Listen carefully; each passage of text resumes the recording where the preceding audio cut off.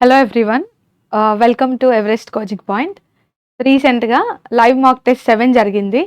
అందులో ఉన్న general studies questions ఒక్కసారి చూసేద్దాం. సో మీరు కూడా సెషన్లో ఇంటరాక్టివ్గా మీరు ఆల్రెడీ ఎగ్జామ్ రాసి ఉంటారు కాబట్టి ఒక్కసారి ఆన్సర్స్ని రికాల్ చేసుకుంటూ ఆ క్వశ్చన్కి సంబంధించిన ఇన్ఫర్మేషన్ మనం ఎన్నో మార్క్స్లో చూసుంటాం కదా ఇప్పటివరకు. సో ఆ ఇన్ఫర్మేషన్ రీకాల్ చేసుకుంటూ మీరు ఆన్సర్ చేసుకోండి. సో ఇందులో ఉన్న క్వశ్చన్స్ ఆల్మోస్ట్ అన్నీ కూడా ఈసారి పీవైక్యూస్ తీసుకోవడం జరిగిందండి. సో జాగ్రత్తగా క్లాస్ని కంప్లీట్ చేసేసుకోండి. క్లాస్ అయ్యాక పీడిఎఫ్ పెడతారు, రివైజ్ కూడా చేయాలి. ఓకే, సరే. ఫస్ట్ క్వశ్చన్ చూడండి. Kalamkari painting belongs to which state? So క్వశ్చన్లు ఏమడిగారు? కలంకారీ పెయింటింగ్ అనేది ఏ రాష్ట్రానికి సంబంధించింది? సో మనకి బాగా తెలుసు ఈ బ్యూటిఫుల్ పెయింటింగ్ ఆంధ్రప్రదేశ్కి సంబంధించిందండి. సో ఆన్సర్లో option A Andhra is the correct answer for this question. So ఇమేజ్లో కూడా మీరు చూడొచ్చు కలంకారీ. అసలు ఈ పెయింటింగ్ ఆ పేరు ఎలా వచ్చిందో చూద్దాం. సో ఇందులో 2 పదాలు ఉన్నాయండి. ఒకటి కలం, 2 కారీ. సో కలం అంటే పెన్ కదా, కలం అంటే అర్థం ఏంటండి? పెన్ అని మనకు తెలుసు. కారీ అంటే అర్థం క్రాఫ్ట్, ఆర్ట్ లేదా క్రాఫ్ట్ అని అర్థం. సో పెన్తో చేసే ఆర్ట్, ఆ కలంకారీ అనే వర్డ్స్ యొక్క కాంబినేషన్కి మీనింగ్ ఏంటంటే కలంతో తయారు చేయబడిన ఆర్ట్ లేదా క్రాఫ్ట్ అని అర్థం. సో ఇలాగా కలంకారీ అనే వర్డ్ని మనం తీసుకోవడం జరిగింది. సో ఈ పెయింటింగ్స్ని జనరల్గా కాటన్ ఫ్యాబ్రిక్ మీద చేస్తారండి. కలంకారీ పెయింటింగ్స్ ఎక్కడ చేస్తారు అంటే జనరల్గా కాటన్ ఫ్యాబ్రిక్స్తో రకరకాల డ్రెస్సెస్ ఏవైతే ఉన్నాయో, దుప్పటాస్, శారీస్ ఉంటాయి కదా, వాటి మీద ఈ పెయింటింగ్స్ చేస్తూ ఉంటారు. సో ఈ కలంకారీ పెయింటింగ్కి సంబంధించి ఆంధ్రప్రదేశ్లో మోస్ట్ ఫేమస్ ప్రాంతాలు ఏంటండి? ఒకటి మన Srikalahasti, 2 Machilipatnam. So Kalamkari painting origin లేదా దానికి సంబంధించిన ఇంపార్టెంట్ ప్రాంతాలు అన్నప్పుడు ఏమని చెప్తాము? కాళహస్తి అని చెప్తాం, రైట్? కాళహస్తితో పాటు మచిలీపట్నం. సో ఇక్కడ మనకి పెయింటింగ్స్ చాలా ఫేమస్గా కనిపిస్తూ ఉంటాయి. సో ఆబ్వియస్గా ఈ 2 కూడా ఎక్కడున్నాయంటే మన ఆంధ్రప్రదేశ్ రాష్ట్రంలోనే ఉన్నాయి. సో ఆబ్వియస్గా మీకు తెలిసే ఉండాలి ఈ విషయం. అయితే ఈ పెయింటింగ్స్ స్వయంగా హ్యాండ్ పెయింట్ కదండి, సో చేత్తోనే పెయింట్ చేస్తారు. సో హ్యాండ్ పెయింటింగ్స్ చేసే ఈ బ్యూటిఫుల్ ఇమేజెస్ని, ఈ డయాగ్రామ్స్ని వీళ్ళు డ్రా చేయడం జరుగుతుంది. చాలా వరకు డిజైన్స్లో కూడా మీరు చూస్తే బ్లాక్స్ ద్వారా డిజైన్స్ చేయడం, ఓకే, రకరకాల ప్రింట్స్ చేయడం, బ్లాక్ ప్రింటింగ్ చేయడం, ఇవన్నీ కూడా చేస్తూ ఉంటారు. సో ఇది కలంకారీకి ఉన్న స్పెషాలిటీ అని చెప్తాం. సో అయితే ఈ కలంకారీ పెయింటింగ్లో బెస్ట్ పార్ట్ ఏంటంటే ఇప్పటికీ కూడా ఈ పెయింటింగ్ చేస్తున్నప్పుడు న్యాచురల్ డైస్ యూస్ చేస్తారు. సో కలర్స్ ఎలా యూస్ చేస్తారండి? న్యాచురల్ కలర్స్ యూస్ చేస్తారు. సో అది ఈ పెయింటింగ్లో ఉన్న ఒక ఇంపార్టెంట్ పార్ట్. సో ఎక్కువగా ఎక్కడ చూడొచ్చు అంటే శారీస్ మీద చూడొచ్చు, చున్నీస్, దుపటాస్ ఉంటాయి కదండి, దుపటాస్ మీద చూడొచ్చు. ఇది కాకుండా వాల్స్ మీద కూడా మీకు కనిపిస్తూ ఉంటుంది. సో శారీస్, ఆబ్వియస్గా దుపటాస్, అలాగే వాల్స్ మీద కూడా ఈ కలంకారీ ఆర్ట్ని ఆర్టిస్టులు డ్రా చేస్తూ ఉంటారనమాట. సో ఇది కలంకారీ ఆర్ట్ ఎక్కువగా కనిపించే ప్లేసెస్ అండి. సరే, ఇవన్నీ కాసేపు మనం పక్కన పెట్టేస్తే ఇది ఎక్కడి నుంచి వచ్చింది, ఏ రాష్ట్రం అని అడిగారు కాబట్టి మీకు ఈజీగా కలంకారీలు అనేవి ఆంధ్రప్రదేశ్ అని ఎలాగా తెలుస్తాయి. Okay, so that is special about it. Okay, next question చూద్దాం. Which article provides for the appointment of governors in India? అసలు భారతదేశంలో గవర్నర్స్ని అపాయింట్ చేయాలి అని చెప్పి ఆర్టికల్ ఏంటి? ఆర్టికల్ ఏంటండి? 155. So 155 deals with governors appointment. ఈ గవర్నర్కి సంబంధించిన విషయాల్ని మనం జాగ్రత్తగా అబ్జర్వ్ చేసినట్టయితే అసలు రాష్ట్రం యొక్క ఎగ్జిక్యూటివ్ పవర్ ఎవరి దగ్గర ఉంటుందండి? గవర్నర్ దగ్గర ఉంటుంది. సో మనకి ఇండియాలో మన India's executive power, nominal head అయినా సరే పవర్ ఎవరి దగ్గర ఉంది అన్నప్పుడు ప్రెసిడెంట్ అని ఎలా అయితే చెప్తామో రాష్ట్రంలో ఎగ్జిక్యూటివ్ పవర్ గవర్నర్ దగ్గర ఉంటుంది. అలా చెప్పే ఆర్టికల్ ఏంటంటే 154 అండి. ఏ ఆర్టికల్ చెప్తుంది? 154. సో ఆర్టికల్ 154 దేనికోసం మాట్లాడుతుంది? It talks about the executive power of the governor. అది 154 కున్న స్పెషాలిటీ. అపాయింట్మెంట్ కోసం ఏ ఆర్టికల్ మాట్లాడుతుంది? Article 155. Next, article 170. So article 170 దేనికోసం మాట్లాడుతుందండి? ఇది కూడా లెజిస్లేటివ్ అసెంబ్లీకి సంబంధించిందే. లెజిస్లేటివ్ అసెంబ్లీ యొక్క composition. So 170 talks about legislative అసెంబ్లీలో కాంపోజిషన్ ఎంత ఉండాలి, ఆ కాంపోజిషన్ కోసం మాట్లాడుతుంది. ఇది ఆర్టికల్ 170కి ఉన్న speciality. Coming to article 168, last option. 168 మనం చూసినట్టయితే ఇది it is talking about the constitution. అంటే సింపుల్గా చెప్పాలంటే మనకి రాష్ట్రాల్లో అసెంబ్లీ యొక్క కాంపోజిషన్ ఎలా అయితే 170లో ఉంటుందో, అసలు స్టేట్ లెజిస్లేచర్లో కాన్స్టిట్యూషన్ ఎలా ఉండాలి, సో దాన్ని ఎలా కాన్స్టిట్యూట్ చేస్తారనే విషయాన్ని చెప్తుంది. సో ఇదే రాష్ట్రాల్లో లెజిస్లేచర్ ఉంటుంది కదా, ఆ స్టేట్ లెజిస్లేచర్ని ఎలా కాన్స్టిట్యూట్ చేస్తారు అదంతా ఎక్కడ ఉంటుంది? ఆర్టికల్ 168లో ఉంటుంది.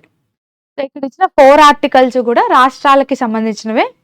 సో రాష్ట్రాల యొక్క ఎగ్జిక్యూటివ్ పవర్ ఎవరి దగ్గర ఉంటుంది? గవర్నర్. ఇది చెప్పే ఆర్టికల్ 154. గవర్నర్స్ని అపాయింట్ చేయాలని చెప్పే ఆర్టికల్ 155. లెజిస్లేటివ్ అసెంబ్లీ ఉంటుంది కదా, ఆ అసెంబ్లీ యొక్క కాంపోజిషన్ కోసం చెప్పేది 170. అసలు స్టేట్ లెజిస్లేచర్స్ అసెంబ్లీస్ యొక్క కాన్స్టిట్యూయెంట్, సో కాన్స్టిట్యూట్ చేయాలని చెప్పేదేమో 168 అనమాట. సో 4 కూడా స్టేట్స్కి సంబంధించి ఇంపార్టెంట్ ఆర్టికల్స్ 4 గుర్తుండాలి. Okay, right. అయితే మీరు 150s అన్నప్పుడు మీకు ఈజీగా ఆన్సర్ సి అని అర్థమైపోతుంది. It's not a problem. Okay, next matching ఇచ్చారండి. లిస్ట్ 1 ఇచ్చారు, లిస్ట్ 2 ఇచ్చారు. క్వశ్చన్లు ఏమి అడిగారంటే మనకి మహారత్న, నవరత్న, మినీరత్నాస్ని కరెక్ట్గా ఈ కంపెనీస్కి, ఈ పబ్లిక్ సెక్టర్ అండర్టేకింగ్స్కి మ్యాచ్ చేయండి అన్నారు. చూద్దాం. సో ఫస్ట్ మహారత్న అండి. ఇలాంటి క్వశ్చన్స్లో ఎప్పుడు మనం టైం వేస్ట్ చేసుకోకూడదు కాబట్టి ఫస్ట్ మహారత్న అంటే ఇక్కడ చూడండి, steel authority of India limited, SAIL Maharatna company అని చాలా సార్లే మనం చూసాం. So SAIL is a Maharatna company అంటే yes, it is a Maharatna company. So ఏకి 1 ఉండాలండి, కాకపోతే ఏకి 1 2 ఆప్షన్స్ ఉన్నాయి. సో బి కూడా చూసేద్దాం. నవరత్న స్టేటస్. సో నవరత్న స్టేటస్కి సంబంధించి Mahanagar telephone Nigam limited, MTNL, ఇది ఏ టైప్ ఆఫ్ కంపెనీ అంటున్నారు? మహారత్న, నవరత్న, మినీరత్న. సో డెఫినెట్గా మహారత్న కాదని మనకి తెలుసు, it is a Navratna company. So MTNL అనేది ఒక నవరత్న కంపెనీ అండి. సో ఏకి 1, బికి 2 ఉండాలి. అలా ఉన్న ఆప్షన్ ఓన్లీ ఏ. అలాంటి ఆప్షన్ ఏంటండి? ఏ ఒక్కటే. So answer is option A. Coming to IRCTC. యాక్చువల్గా ఐఆర్సిటిసికి మనకి ఆప్షన్స్ ఏమీ లేవు. సో మనం మినీరత్న ఇప్పటికి తీసుకుంటాము. బట్ మీరు అబ్జర్వ్ చేసినట్టయితే మొన్నటి వరకు అంటే బిఫోర్ 2025 ఈ క్వశ్చన్ వచ్చి ఉంటే ఇది ఎగ్జాక్ట్గా కరెక్ట్ ఆన్సర్ అయ్యేదండి. దట్ సెయిల్ అనేది మహారత్న అని, ఎంటీఎన్ఎల్ అనేది నవరత్న అని, ఐఆర్సిటిసి ఏమో మినీరత్న అని అనడం ఒకప్పుడు 1 year బ్యాక్ అయితే ఇది కరెక్ట్ అయ్యేది. కానీ ఇప్పుడు మనం చూసినట్టయితే మన ఐఆర్సిటిసిని నవరత్న స్టేటస్లోకి అప్డేట్ చేశారు. సో దీని యొక్క స్టేటస్ అప్గ్రేడ్ చేయబడింది కాబట్టి ప్రెసెంట్ ఐఆర్సిటిసి కూడా ఒక నవరత్న కంపెనీయే. ఓకే, ఐఆర్సిటిసికి నవరత్న స్టేటస్ ఎప్పుడు ఇచ్చారంటే 2025 అండి, 2025లోనే ఇచ్చారు. బట్ ఎస్, ఆప్షన్స్లో మనం తీసుకునేటప్పుడు ప్రెసెంట్ ఉన్న ఆప్షన్స్లో ఏది సెట్ అవ్వదు, ఏ తప్ప. సో ఏ తీసుకున్నాం, బట్ ఏ కూడా ఇప్పుడైతే పూర్తిగా కరెక్ట్ అని చెప్పలేమండి. సో గుర్తుపెట్టుకోండి, ఐఆర్సిటిసికి మినీరత్న స్టేటస్ వచ్చింది. మినీరత్న స్టేటస్ ఎప్పుడు వచ్చింది అంటే 2008లో. ఎప్పుడు వచ్చిందండి? 2008లో వచ్చింది. కానీ అది మినీరత్న లాగే ఉండిపోలేదు, దాని యొక్క స్టేటస్ని నవరత్న కింద అప్గ్రేడ్ చేయించుకుంది. సో నవరత్న కింద అప్గ్రేడ్ చేశారు కాబట్టి currently it is a Navratna company. ఎప్పటి నుంచి? 2025 నుంచి దాన్ని నవరత్న అని అనడమే కరెక్ట్ అవుతుందండి. So I hope it is clear. సరే, ఇన్ఫ్యాక్ట్ దీనికి నవరత్న స్టేటస్ కూడా మార్చ్లో వచ్చిందండి, ఎగ్జాక్ట్గా 1 year. ఇప్పుడు మార్చ్ 2026లో ఉన్నాం మనం. సో మార్చ్ 2025లో ఐఆర్సిటిసికి నవరత్న వచ్చింది. సో ఎగ్జాక్ట్గా 1 year అయిపోయింది. సో హ్యాపీగా మీరు నవరత్న అని గుర్తుపెట్టుకోవచ్చు ఇప్పటికి. Coming to the SAIL. So ఈ సెయిల్ అనే సంస్థకి మన ఇండియాలో మహారత్న స్టేటస్ ఎప్పుడు వచ్చింది? సో దీనికి మహారత్న స్టేటస్ 2010లో వచ్చిందండి, 2010. Mahanagar telephone Nigam limited, MTNL అంటున్నాం. సో ఎంటీఎన్ఎల్ నవరత్న అంటే ఎస్, నవరత్న కంపెనీ. దీనికి నవరత్న స్టేటస్ ఐఆర్సిటిసి కన్నా చాలా ముందు వచ్చింది, 1997లో. ఎప్పుడు వచ్చిందండి? 1997లోనే వచ్చింది. అండ్ ఫైనల్గా మన Indian railway catering and tourism corporation so దీనికి నవరత్న స్టేటస్ రీసెంట్గా వచ్చింది. ఓకే, సో ఆన్సర్ ఇప్పటికీ ఏ అని తీసుకోవచ్చండి, బట్ నెక్స్ట్ టైం గుర్తుపెట్టుకోండి. Okay, right. Which BRICS country has the longest coastline? So క్వశ్చన్లు ఏమడిగారు, ఏ బ్రిక్స్ కంట్రీకి అత్యంత పెద్ద లాంగ్ కోస్ట్ లైన్ ఉంది అని అడిగారు. ఇది చాలా ఈజీ క్వశ్చన్ అండి, ఎందుకంటే బ్రిక్స్ దేశాలు అన్నప్పుడు ప్రెసెంట్ మనకి 11 దేశాలే ఉన్నాయి. బట్ అందులోనూ స్పెసిఫిక్గా ఇక్కడ ఇచ్చిన ఆప్షన్స్లో బ్రెజిల్ ఉంది, రష్యా ఉంది, చైనా ఉంది, సౌత్ ఆఫ్రికా ఉంది. సో ఈ 4 దేశాల్లోనూ కూడా లాంగెస్ట్ కోస్ట్ లైన్ ఉన్న దేశం రష్యా అండి. Okay, so Russia. So Coast line అనే కాదు, ప్రపంచంలో మనం చూసినట్టయితే ఏరియా వైజ్ చూస్తే లార్జెస్ట్ కంట్రీ అన్నప్పుడు రష్యా అనే కదా చెప్తామండి. సో ఏరియా వైజ్ కూడా లార్జెస్ట్ ఏంటండి, ఆబ్వియస్గా మన రష్యా. కోస్ట్ లైన్ పరంగా కూడా లాంగెస్ట్ కోస్ట్ లైన్ ఉన్న బ్రిక్స్ దేశం. సో ఇక్కడ ఓన్లీ బ్రిక్స్ కంట్రీస్ కోసం మాట్లాడుతున్నారు కాబట్టి అప్పుడు కూడా మీరు ఆబ్వియస్గా రష్యా అని తీసుకోవచ్చు. సో ఈ బ్రిక్స్ అనే కాన్సెప్ట్ అసలు ఫస్ట్ టైం రావడానికి రీజన్ ఏంటంటే, డెవలపింగ్ ఎకానమీస్ అన్నీ కలిసి ఈ బ్రిక్స్ 5 దేశాలు ఉన్నాయి చూడండి, Brazil, Russia, India, China, south Africa. ఈ 5 కూడా డెవలపింగ్ కంట్రీస్ అండ్ అప్పటికి చాలా ఎక్కువ డెవలప్మెంట్ స్కోప్ ఉన్న దేశాలండి. సో అండ్ పాపులేషన్ కూడా ఎక్కువ ఉన్న దేశాలు, ఎందుకంటే చైనా, ఇండియా ఒక గ్రూపింగ్లో ఉన్నాయంటేనే పాపులేషన్ వైజ్ చాలా ఎక్కువ అని మనం చెప్పచ్చు. సో ఇలాంటి డెవలపింగ్ ఎకానమీస్ అన్నీ కలిసి బ్రిక్స్ అనే గ్రూపింగ్ని ఫామ్ చేసుకున్నాయి. సో మనకి బ్రిక్స్ అనే గ్రూపింగ్ ఎప్పుడు ఫామ్ అయింది మీరే చెప్తారు, చాలాసార్లు చూసాం. ఆబ్వియస్గా 2009లో. ఎస్, సౌత్ ఆఫ్రికా మాత్రం 2010లో యాడ్ అయిందండి. ఇనీషియల్గా బ్రిక్గా ఏర్పడింది. సౌత్ ఆఫ్రికా వచ్చి 2010లో యాడ్ అయిపోయింది. సో రీసెంట్గా అంటే లాస్ట్ ఇయర్ 2025లో బ్రిక్స్ సమ్మిట్ ఎక్కడ జరిగింది? సో లాస్ట్ సమ్మిట్ మన బ్రెజిల్లో జరిగిందండి. చూసాం కదా, ప్రైమ్ మినిస్టర్ మోదీ బ్రెజిల్కి వెళ్ళి బ్రిక్స్ సమ్మిట్ అటెండ్ అయ్యారు అని కూడా మనం చూసాం. సో 2025లో బ్రెజిల్లో జరిగింది. ఈ సంవత్సరం బ్రిక్స్ హోస్ట్ చేసే దేశం ఇండియా అండి. సో ఇయర్ మన ఇండియా దగ్గరే ఉంది బ్రిక్స్ యొక్క హోస్టింగ్ అనేది. సో 2026 బ్రిక్స్ యొక్క host country is our India, భారతదేశం అనమాట. So now it has come to India అని చెప్తాం. సో లాస్ట్ ఇయర్ 2025లో జరిగిన బ్రిక్స్ సమ్మిట్ అనేది ఎన్నోవ బ్రిక్స్ సమ్మిట్. సో ఇది 17th అండి, ఎన్నోవది 17th బ్రిక్స్ సమ్మిట్. ఈ సంవత్సరం ఇండియా హోస్ట్ చేయబోతున్నది ఎన్నో బ్రిక్స్ సమ్మిట్ అంటే 18వ BRICS summit. Now it is with India. Coast lines పరంగా చూసుకుంటే రష్యా ప్రపంచంలో ఇప్పుడు బ్రిక్స్ దేశాల్లో ఎలా అయితే లాంగెస్ట్ కోస్ట్ లైన్ రష్యాకి అని చెప్తామో, అన్ని దేశాలని ఒకవేళ కంపేర్ చేస్తే వరల్డ్లోనే 4వ అతిపెద్ద కోస్ట్ లైన్ ఉన్న దేశం అండి. ఓకే, సో ప్రపంచంలో ఎన్నోవ అతిపెద్ద కోస్ట్ లైన్ ఉన్న దేశం, 4వ అతిపెద్ద కోస్ట్ లైన్ ఉన్న దేశం కూడా రష్యా అనే చెప్పచ్చు. సో వరల్డ్లో టాప్ 5లో ఉంది రష్యా కోస్ట్ లైన్ పరంగా. అలాగే బ్రిక్స్ దేశాల్లో కూడా టాప్ 1లో ఉన్నది రష్యానే. Okay, so that is special about this country.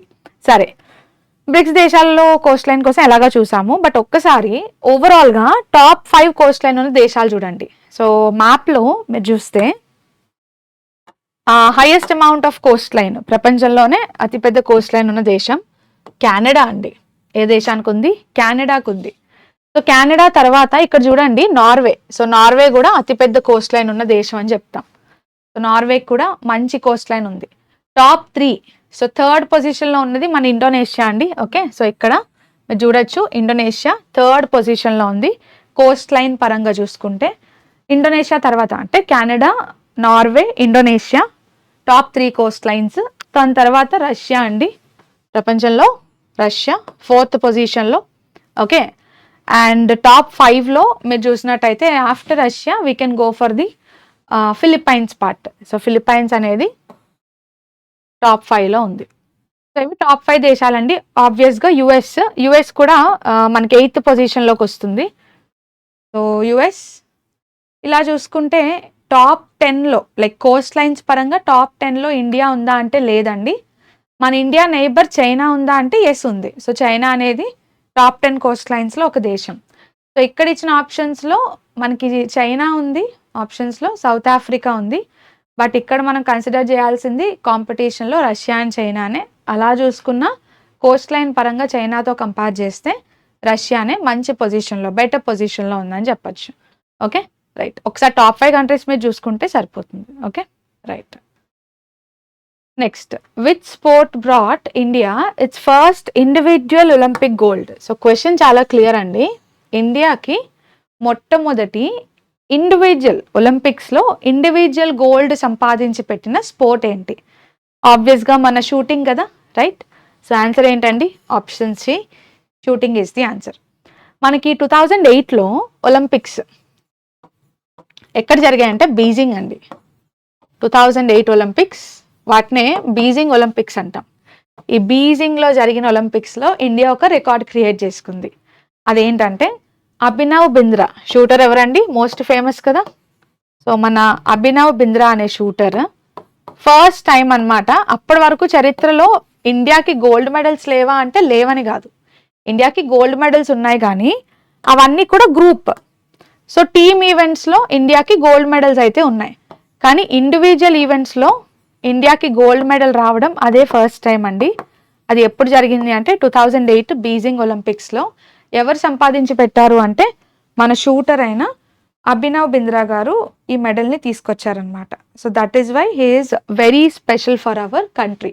So shooting అనే కాదు, ఓవరాల్గా కూడా ఒలింపిక్స్లో ఆయనది చాలా ఇంపార్టెంట్ నేమ్ అని చెప్తాం. సో అలా ఫస్ట్ ఇండివిజువల్ గోల్డ్ సంపాదించి పెట్టారు. సో ఈయన ఈ గోల్డ్ని ఒలింపిక్స్లోనే కాదండి, కామన్వెల్త్ గేమ్స్లో సంపాదించారు, వరల్డ్ ఛాంపియన్షిప్స్లో కూడా సంపాదించారు. అభినవ్ బింద్రా గారిని మీరు అబ్జర్వ్ చేసినట్టయితే కామన్వెల్త్ గేమ్స్లో ఆయన ఒక్కరికే ఇండివిజువల్గా షూటింగ్లో 4 గోల్డ్ మెడల్స్ ఉన్నాయి. ఎన్ని ఉన్నాయండి? 4 గోల్డ్ మెడల్స్ కామన్వెల్త్ గేమ్స్లో అభినవ్ బింద్రా గారికి ఉన్నాయి. ఇది కాకుండా మనకి వరల్డ్ ఛాంపియన్షిప్ జరుగుద్ది కదా.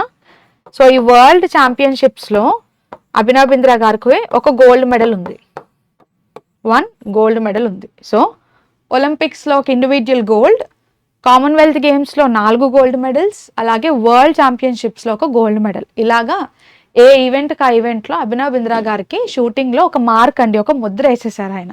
ఇన్ఫ్యాక్ట్ 2008లో బీజింగ్ ఒలింపిక్స్లో మనకి భారతదేశానికి ఫస్ట్ ఇండివిజువల్ గోల్డ్ సంపాదించాక ఆయనకి ఇండియన్ గవర్నమెంట్ అనేది పద్మభూషణ్ అవార్డు ఇచ్చింది. ఎప్పుడు? 2009లో. సో 2009లో ఈ కాంట్రిబ్యూషన్స్కి గాను పద్మభూషణ్ అవార్డు అభినవ్ బింద్రా గారికి ఇవ్వడం జరిగింది. అదొక అచీవ్మెంట్. అర్జున అవార్డు ఇచ్చారంటే ఎస్, అఫ్ కోర్స్ ఎప్పుడో ఇచ్చుంటారు కదా. సో 2000 అండి. సో 2000 సంవత్సరంలోనే ఆయనకి అర్జున అవార్డు కూడా ఇవ్వడం జరిగిందని చెప్తాం. సో అది ఆయనకున్న స్పెషాలిటీ. అయితే అభినవ్ బింద్రా గారు ఈ గోల్డ్ని 2008 బీజింగ్ ఒలింపిక్స్లో సంపాదించారని చెప్తున్నాం కదా. మరి ఎన్ని మీటర్స్ రైఫిల్ ఈవెంట్లో సంపాదించారు? 10 మీటర్స్ ఎయిర్ రైఫిల్ ఈవెంట్ అండి. ఈవెంట్ ఏంటి? 10 మీటర్స్ షూటింగ్లో, 10 మీటర్స్ ఎయిర్ రైఫిల్ ఈవెంట్లో ఈ కేటగిరీలో అయినా మనకి గోల్డ్ అనేది సంపాదించి పెట్టడం జరిగింది. ఓకే, సో మేబీ అడిగితే అలా కూడా అడగచ్చు, స్పెసిఫిక్గా దే క్యాన్ గో, వెళ్ళడానికి చాలా ఎక్కువ ఛాన్సెస్ ఉంటాయి కూడా. Okay, right. హాకీలో కూడా మనకి చాలా గోల్డ్ మెడల్స్ వచ్చాయి, బట్ ఎస్, హాకీ అనేది గ్రూప్ ఈవెంట్ అండి, it is a team event అనమాట. Right, okay. 8 మెడల్స్ కదా. So which of the following parts of brain is responsible for the precision of voluntary actions and maintaining the posture and balance of the body? So question is very clear అండి. So ఏం అడుగుతున్నారు? మన body యొక్క బ్యాలెన్స్ని, మన పోస్చర్ని maintain చేసే brain part ఏంటి అని అడిగారు. సో మన వాలంటరీ యాక్షన్స్ అన్నీ కూడా ఎవరి చేతిలో ఉంటాయి? సెరిబెల్లం చేతిలో ఉంటాయి. ఇన్ఫ్యాక్ట్ మన సెరిబెల్లంని లిటిల్ బ్రెయిన్ అంటాం కదా, రైట్? ఎస్. సో సెరిబెల్లంని ఏమంటామండి? లిటిల్ బ్రెయిన్ అని పిలుస్తాం. సో ఇది చేసే పనే అది, మన పోస్చర్ని మెయింటైన్ చేయడం, మనం వాలంటరీగా ఏ పని చేయాలన్నా, మన బ్యాలెన్స్ మెయింటైన్ అవ్వాలన్నా సరే మన బ్రెయిన్లో సెరిబెల్లం అనేది చాలా ఇంపార్టెంట్ రోల్ని ప్లే చేస్తూ ఉంటుంది. రిమైనింగ్ ఆప్షన్స్ చూద్దాం. సెరిబ్రమ్ మనకి బాగా తెలుసు, it is the largest part of the brain. సెరిబ్రమ్కున్న స్పెషాలిటీ ఏంటండి? లార్జెస్ట్ కదా, బ్రెయిన్లో అతిపెద్ద భాగమే సెరిబ్రమ్. ఓకే, ఇమేజ్ కూడా మీరు చూడొచ్చు. సో ఇక్కడ మనం ఇమేజ్ తీసుకోవడం జరిగింది. సెరిబ్రమ్ చేసే పని ఏంటి? మనకి main brain functions, higher brain functions అన్నీ కూడా ఈ సెరిబ్రమ్ చేతిలో ఉంటాయి. సెరిబెల్లం. సో సెరిబెల్లం విషయానికి వస్తే ఆబ్వియస్గా చేసే పని ఏంటండి? వాలంటరీ యాక్షన్స్, సో మన మూవ్మెంట్స్, బ్యాలెన్స్, కోఆర్డినేషన్ అంతా కూడా సెరిబెల్లం చేతిలో ఉంటుంది, రైట్? సో ఇది లిటిల్ బ్రెయిన్ పార్ట్ అంటాం దీన్నే మనం. And now coming to the brain stem. Brain stem అన్నప్పుడు మనకి ఇన్వాలంటరీ మూవ్మెంట్స్, సో మన బ్రీతింగ్ అవ్వచ్చు, హార్ట్ బీట్, డైజెషన్, ఇవన్నీ దాని చేతిలో ఉంటాయి. సో మెడ్యూలా ఒబ్లాంగాటా అండి. సో మెడ్యూలా ఒబ్లాంగాటా చేసే పని ఏంటి?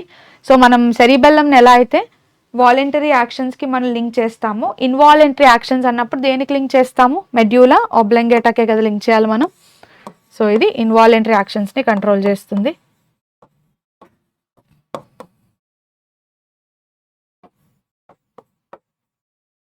ఇది కాకుండా హైపోథాలమస్, మనకి బ్రెయిన్లో ఉన్న హైపోథాలమస్ పార్ట్ చేసే మెయిన్ పని ఏంటండి? మన బాడీ యొక్క టెంపరేచర్. సో మన బాడీ యొక్క temperature is highly based on the hypothalamus part.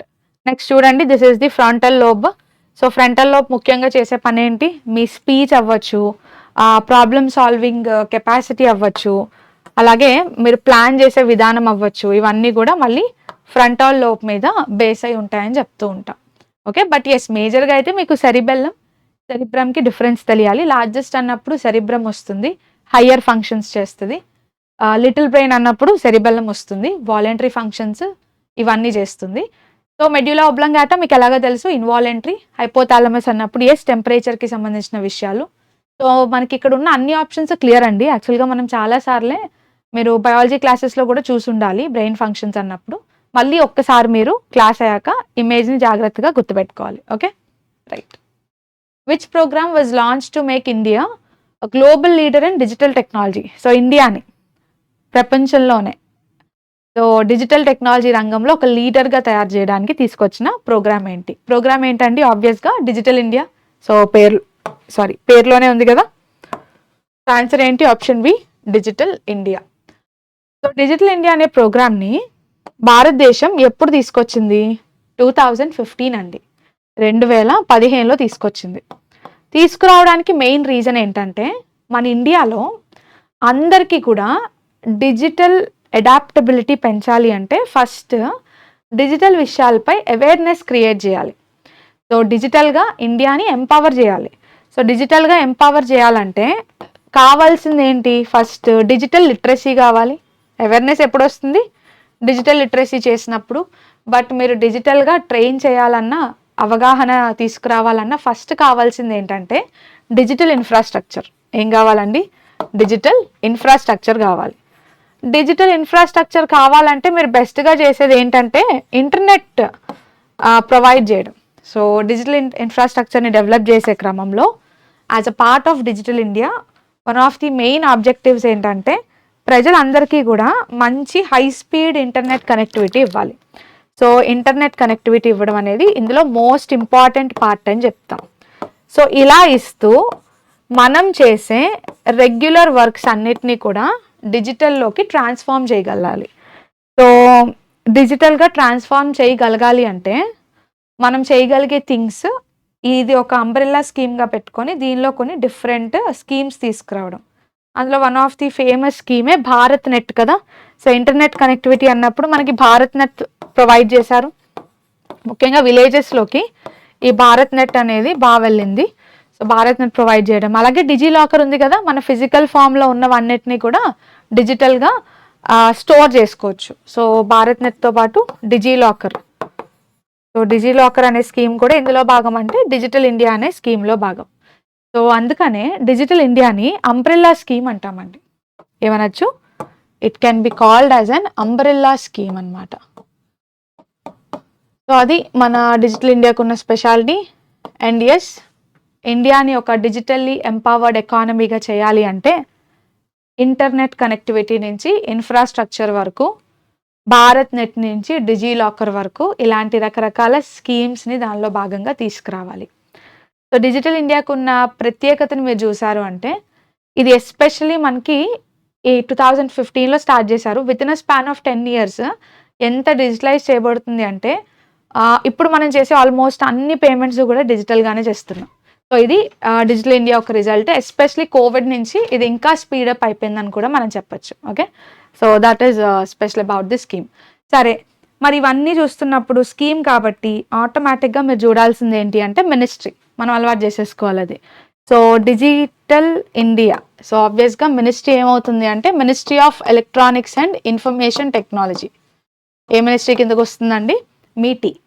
So ministry of electronics and information technology, ఈ మినిస్ట్రీ దీన్ని ఇంప్లిమెంట్ చేస్తుంది అనమాట, ఈ అంబ్రెలా స్కీమ్ని. Okay, right.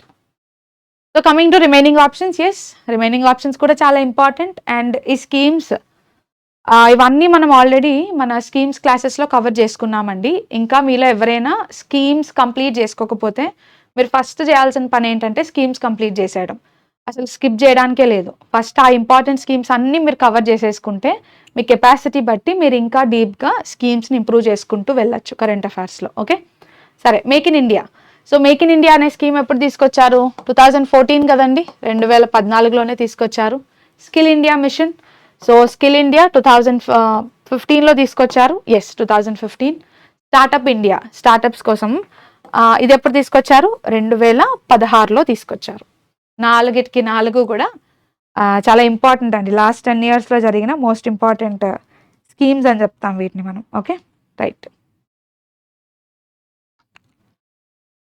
The members of Rajya Sabha are elected for a term of how many years? So రాజ్యసభలో ఉన్న ఎంపీలు, రాజ్యసభ సభ్యులు ఎన్ని సంవత్సరాల పదవీ కాలంకి అపాయింట్ చేయబడతారు? సో మీకు బాగా తెలుసు, రాజ్యసభలో ఎంపీస్ అన్నప్పుడు 6 years అని. పదవీ కాలం ఎన్ని సంవత్సరాలు అండి? 6 సంవత్సరాలు ఉంటుంది. సో ఎక్కడైనా కాన్స్టిట్యూషన్లో రాజ్యసభ ఎంపీస్ 6 సంవత్సరాలే ఉండాలి అని ఉందా? ఆర్టికల్ రిఫరెన్స్ ఏమైనా ఉందా అంటే యాక్చువల్గా లేదు. బట్ స్టిల్ ఇది ఎక్కడ చెప్పబడింది అంటే the most famous representation of people's act అండి. Representation of people act. ఎలక్షన్స్కి సంబంధించి, ఎంపీలు ఎమ్మెల్యేకి సంబంధించి అన్ని విషయాల్ని రాజ్యాంగంలో మనం రాయలేమండి, అప్పుడు సరిపోదు. సో అందుకని ఏం చేశారంటే కొన్ని బేసిక్స్ ఎలక్షన్ కమిషన్ కోసం ఇచ్చేశారు, కొన్ని బేసిక్స్ ఇచ్చేసి దానికి సంబంధించిన రిమైనింగ్ విషయాలన్నిటినీ రిప్రజెంటేషన్ ఆఫ్ పీపుల్ యాక్ట్ కింద 2 చట్టాలే తీసుకొచ్చారు. అయితే ఇలాగ రాజ్యసభలో ఉన్న ఎంపీలు 6 years టర్మ్ ఉంటుంది అని చెప్పి రాజ్యసభకు సంబంధించిన విషయాల్ని, లోక్సభకు సంబంధించిన ఈ పదవీ కాలం విషయాలన్నిటినీ 1951లో వచ్చిన రీప్రజెంటేషన్ ఆఫ్ పీపుల్ యాక్ట్లో మెన్షన్ చేశారు. ఇన్ఫ్యాక్ట్ ఈ పర్టికులర్ విషయాన్ని లైక్ 6 years వాళ్ళ టర్మ్ అని చెప్పి క్లియర్గా సెక్షన్ 154లో మెన్షన్ చేశారండి. ఎక్కడుంది?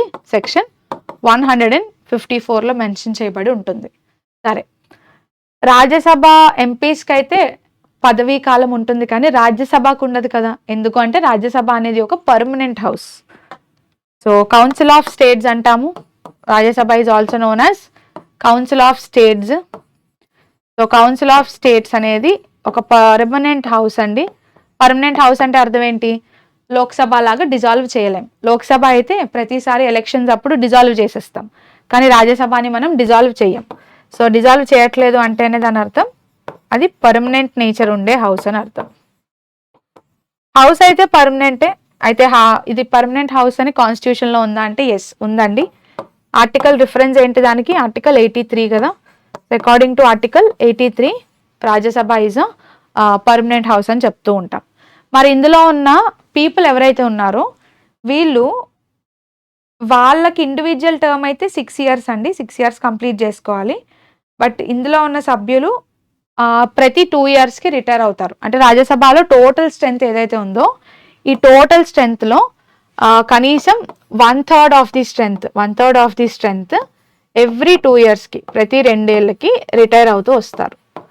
సో ఈ విధంగా రాజ్యసభలో ఖాళీలు అవుతూ ఉంటాయి అన్నమాట. ఎవ్రీ 2 yearsకి వాళ్ళు రిటైర్ అవ్వడం వల్ల ఖాళీ అవుతూ ఉంటుంది. అలా వన్స్ ఒక ఎంపీని ఎన్నుకుంటారు. వన్స్ వాళ్ళు వచ్చారు అంటే వాళ్ళు ఇండివిజువల్గా మళ్ళీ 6 years కంప్లీట్ చేసుకునే వరకు హౌస్లోనే ఉంటారు. సో అది మన రాజ్యసభకు ఉన్న స్పెషాలిటీ అని చెప్తాం. సరే, ఇది కౌన్సిల్ ఆఫ్ స్టేట్స్ అని ఎలాగా అంటున్నాం కాబట్టి ఇందులో ఉన్న ఎంపీలని ఎవరు ఎన్నుకుంటారండి? ఆబ్వియస్గా MLAs will be appointing, electing them, elect చేస్తారని చెప్తాము. ప్రెసిడెంట్ కూడా నామినేట్ చేస్తూ ఉంటాడు, that is a different thing. So president రాజ్యసభలో 12 మందిని డైరెక్ట్గా నామినేట్ చేసేస్తూ ఉంటారు. సో ఇదంతా మనకి తెలిసిన స్టోరీయే.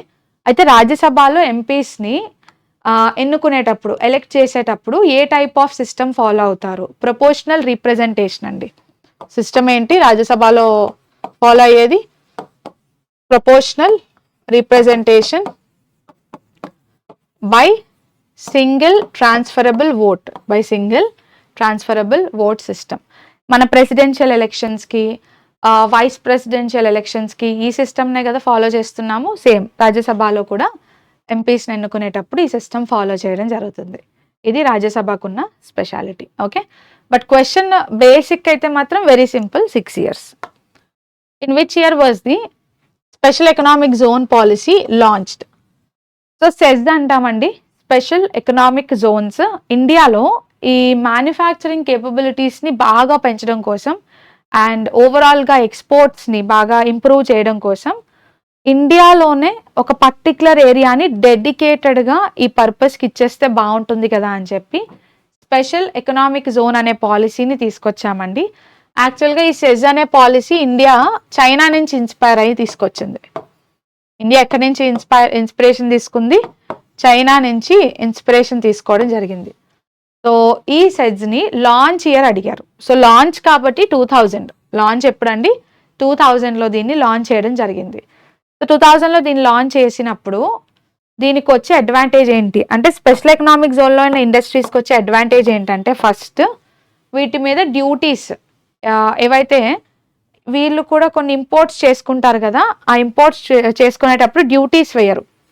సింపుల్గా చెప్పాలంటే సెజ్లో ఉన్న ఇండస్ట్రీస్కి డ్యూటీ ఫ్రీ ఇంపోర్ట్స్ని అలౌ చేస్తారు. ఇదే కాదు, ప్రభుత్వం జనరల్గా ట్యాక్సెస్ వేసేది కదా, ఆ ట్యాక్స్ ఇన్సెంటివ్స్ ఇస్తారు. ఇంకేం ఇస్తారండి? ట్యాక్సెస్ వేసినప్పుడు వీళ్ళకి మాత్రం సెపరేట్గా స్పెషల్గా ట్యాక్స్ ఇన్సెంటివ్స్ అనేది ప్రభుత్వం ఇవ్వడం జరుగుతుంది. సో అలాగా తీసుకురాబడిన సెజ్ దీనికి ఒక యాక్ట్ ఉంటే బాగుంటుందని చెప్పి ఇనీషియల్గా తీసుకొచ్చినప్పుడు చట్టం లేదండి, కానీ సెజ్కి ఒక యాక్ట్ ఉండాలని మనకు అర్థమైంది. So special economic zone act అండి, సెజ్ యాక్ట్ ఎప్పుడు తీసుకొచ్చారు అంటే 2005. సో స్టాట్యుటరీ బేసిస్ ఎప్పుడు ఇచ్చారు? 2005. లాంచ్ ఎప్పుడు చేశారు? 2000. కానీ ఇంప్లిమెంట్ సెజ్ పాలసీని ఇంప్లిమెంట్ చేయడం ఎప్పుడు చేశారు? 2006. ఎప్పుడైనా ఇంప్లిమెంట్ చేయబడింది? 2006లో ఈ పాలసీ అనేది ఇంప్లిమెంట్ చేయబడింది. బట్ చాలా సింపుల్గా లాంచ్ అడిగారు కాబట్టి మీకు 2000 అని తెలిస్తే ఆన్సర్ సరిపోతుంది. Okay, Abhanga vanis are folk songs of which state? So Abhanga vanis అనేవి ఏ రాష్ట్రానికి సంబంధించిన ఫోక్ సాంగ్స్? మనకి బాగా తెలుసు, ఇవి మహారాష్ట్రకి సంబంధించిన ఫోక్ సాంగ్స్ అండి. So answer is option C. ఈ అభంగ వాణీస్ని చూస్తే అభంగ అంటే అర్థం ఏంటంటే అన్బ్రోకెన్. అభంగ అంటే అర్థం ఏంటండి? అన్బ్రోకెన్. అభంగ వాణీస్ అంటే అన్బ్రోకెన్ వాయిసెస్. అసలు దేనికోసం మాట్లాడుతున్నారు ఇక్కడ? మనకి స్పిరిచువాలిటీ కోసం మాట్లాడుతున్నారు. భక్తి మూమెంట్లో ఇవి చాలా ఇంపార్టెంట్ రోల్ ప్లే చేసిన సాంగ్స్ అండి. సో భక్తి మూమెంట్లో స్పిరిచువాలిటీ అనేది అన్బ్రోకెన్ అని చెప్పడం కోసం the unbroken voices of spirituality అని చెప్పి, సో ప్రజల్లోకి ఆ భక్తి ట్రెడిషన్ని తీసుకెళ్ళడం కోసం, స్పిరిచువాలిటీని ఇంకల్కేట్ చేయడం కోసం ఈ సాంగ్స్ని వీళ్ళు తీసుకొచ్చారు. వాటినే మనం ఏమంటున్నామంటే అభంగవాణీస్ అని పిలుస్తున్నాం. సో ఇవి ఏంటంటే ఒక రకమైన డివోషనల్ పోయమ్స్ అండి. ఎక్కువగా ఫోకస్ ఎవరి మీద ఉంటుంది అంటే విఠోబా అనే దేవుడి మీద. లార్డ్ విఠోబా అని పిలుస్తాం కదా. సో విఠోబా అనే దేవుడు. సో ఎక్కడ? మహారాష్ట్రలో పంధార్పూర్ అనే ప్రాంతం. మహారాష్ట్రలో పంధార్పూర్ అనే ప్రాంతానికి సంబంధించిన విఠోబాని ప్రైజ్ చేస్తూ, విఠోబాని ఏం చేస్తున్నారండి? పొగుడుతున్నారు. సో పొగుడుతూ ఇలాంటి కొన్ని పోయమ్స్ని, డివోషనల్ సాంగ్స్ అనొచ్చు, లేదా మీరు వీటిని డివోషనల్ పోయమ్స్ అని కూడా పిలుస్తారు. సో ఇలాంటి కొన్ని డివోషనల్ పోయమ్స్ని బాగా తీసుకెళ్ళడం జరిగింది. సో అది అభంగవాణీస్ యొక్క మీనింగ్ అనమాట. Okay, right. సో భక్తి ట్రెడిషన్ అని గుర్తు రావాలి. మహారాష్ట్ర తర్వాత మణిపూర్లో కూడా ఫేమస్ ఏనండి, బట్ ఫస్ట్ మాత్రం మీరు తీసుకునేది ఆన్సర్ ఎప్పుడు మహారాష్ట్ర అనే తీసుకోవాలి. ఓకే, అభంగవాణీస్ని ఎవరు కంపోజ్ చేశారో తెలుసా? ఎస్. సో ఈసారి మీకు క్వశ్చన్ ఇది. అభంగవాణీస్ని మెయిన్గా కంపోజ్ చేసింది ఇద్దరండి. సో వాళ్ళిద్దరు ఎవరో మీరు ఆన్సర్ చేయాలి కమెంట్స్లో. Okay, right. What is the change of state from liquid to solid at atmospheric pressure known as? So liquid నుంచి సాలిడ్ స్టేట్కి వెళ్ళడం ఏమంటామండి? దాన్ని ఫ్రీజింగ్ అంటాము. అంతే కదా, మనకి వాటర్ ఉంది, లిక్విడ్ స్టేట్లో. టెంపరేచర్ బాగా డ్రాప్ అయినప్పుడు ఏమవుతుంది, సాలిడ్ స్టేట్కి వెళ్తుంది, అంటే ఐస్ లాగా ఫామ్ అవుతుంది. సో దాన్నే సాలిడిఫికేషన్ అంటాం లేదా ఫ్రీజింగ్ అంటాం. So answer is option A, solidification or freezing. సరే, రిమైనింగ్ ఆప్షన్స్ కూడా మనం చూసేద్దాం. ఇక్కడ రిమైనింగ్ ఆప్షన్స్ని మీరు చూసినట్టయితే డిపోజిషన్. సో డిపోజిషన్లో ఏం జరుగుతుంది, గ్యాస్ సాలిడ్ స్టేట్లోకి వెళ్ళిపోతుంది. సో గ్యాస్ అనేది డైరెక్ట్గా గేషియస్ స్టేట్ నుంచి సాలిడ్ స్టేట్కి వెళ్తుంది, that is deposition. Next sublimation. Sublimation అన్నప్పుడు ఏం జరుగుతుందండి, సాలిడ్ అనేది గ్యాషియస్ స్టేట్లోకి వెళ్తుంది. సబ్లిమేషన్లో ఏం జరుగుతుంది, సాలిడ్ అనేది గ్యాస్ స్టేట్లోకి ట్రాన్స్ఫార్మ్ అవుతుంది, దాన్ని సబ్లిమేషన్ అంటాం. ఇవాపరేషన్. ఇవాపరేషన్ అన్నప్పుడు మీకు బాగా తెలుసు. సో ఇవాపరేషన్లో ఏం జరుగుతుందండి, డైరెక్ట్గా మనకి వాటర్ అనేది వాటర్ అనేది గ్యాషియస్ స్టేట్లోకి వెళ్తుంది. అంటే క్వశ్చన్లో అడిగినట్టు లిక్విడ్ సాలిడ్ స్టేట్లోకి వెళ్తే సాలిడిఫికేషన్ అంటాము, లేదా దాన్నే ఫ్రీజింగ్ అని పిలుస్తాము. సాలిడిఫికేషన్ అనొచ్చు లేదా ఫ్రీజింగ్ అని పిలుస్తాం. గ్యాస్ అనేది సాలిడ్లోకి వెళ్తే డిపోజిషన్ అన్నాం, సాలిడ్ అనేది గ్యాస్లోకి వెళ్తే సబ్లిమేషన్ అన్నాం, అదే లిక్విడ్ అనేది గ్యాస్లోకి వెళ్తే ఎవాపరేషన్ అన్నాం. సో ఈ పదాలు మనం కామన్గా చూస్తాం. మెల్టింగ్. మెల్టింగ్లో ఏం జరిగిందండి, సాలిడ్ ఉంది, సాలిడ్ కాస్త లిక్విడ్ అవుతుంది. So solid to liquid melting అంటున్నాం. సాలిడిఫికేషన్, లిక్విడ్ టు సాలిడ్, అదే సాలిడిఫికేషన్ అంటున్నాం. వేపరైజేషన్, లిక్విడ్ అనేది డైరెక్ట్గా గ్యాస్లోకి మారిపోతుంది. లిక్విడ్ గ్యాస్లోకి మారిపోవడం అంటే అదే కదా ఎవాపరేషన్. వేపరైజేషన్ అన్నా లేదా ఎవాపరేషన్, దాని గురించే మాట్లాడుతున్నాం. కండెన్సేషన్. కండెన్సేషన్ ఏమవుతుంది, గ్యాస్ లిక్విడ్ కింద వచ్చేస్తుంది, గ్యాస్ అనేది లిక్విడ్లోకి టర్న్ అవుతుంది, అది కండెన్సేషన్. సబ్లిమేషన్ అన్నప్పుడు ఏమవుతుంది, సాలిడ్ ఉంది, సాలిడ్ ఏమో గ్యాస్ కింద అవుతుంది, దట్ ఈస్ సబ్లిమేషన్. ఓకే, ఇవే మనం రెగ్యులర్గా చూస్తాం. ఓకే, సో ప్రళయ్ మిసైల్ అండి ఇది. ఇమేజ్లో మీరు చూసినట్టయితే this is our Pralay missile. So క్వశ్చన్లో ఏమడుగుతున్నారు, from which island did DRDO conduct the Pralay missile test. So last year July 2025లో DRDO సక్సెస్ఫుల్గా ప్రళయ్ మిసైల్ని ఒక దగ్గర నుంచి టెస్ట్ చేసింది. ఏ ఐలాండ్ అండి, మన doctor APJ Abdul Kalam islands అండి. So answer is option D. So doctor APJ Abdul Kalam ఐలాండ్ని ఒకప్పుడు మనం వీలర్ ఐలాండ్ అనేవాళ్ళం కదా, దాని యొక్క ప్రీవియస్ నేమ్ ఏంటండి, వీలర్ ఐలాండ్. సో మనం ఈ బ్రిటిష్ మైండ్ సెట్ నుంచి బయటికి రావాలని చెప్పి మన అబ్దుల్ కలాం గారి కాంట్రిబ్యూషన్స్ని గుర్తుపెట్టుకుంటూ వీలర్ ఐలాండ్ని కాస్త doctor APJ Abdul Kalam island అని చెప్పి హ్యాపీగా రీనేమ్ చేసేసుకోవడం జరిగింది. సో ఇది బాగా దేనికి ఫేమస్ అంటే ఒడిషాలో ఈ మిసైల్ టెస్టింగ్కి చాలా ఫేమస్ అండి.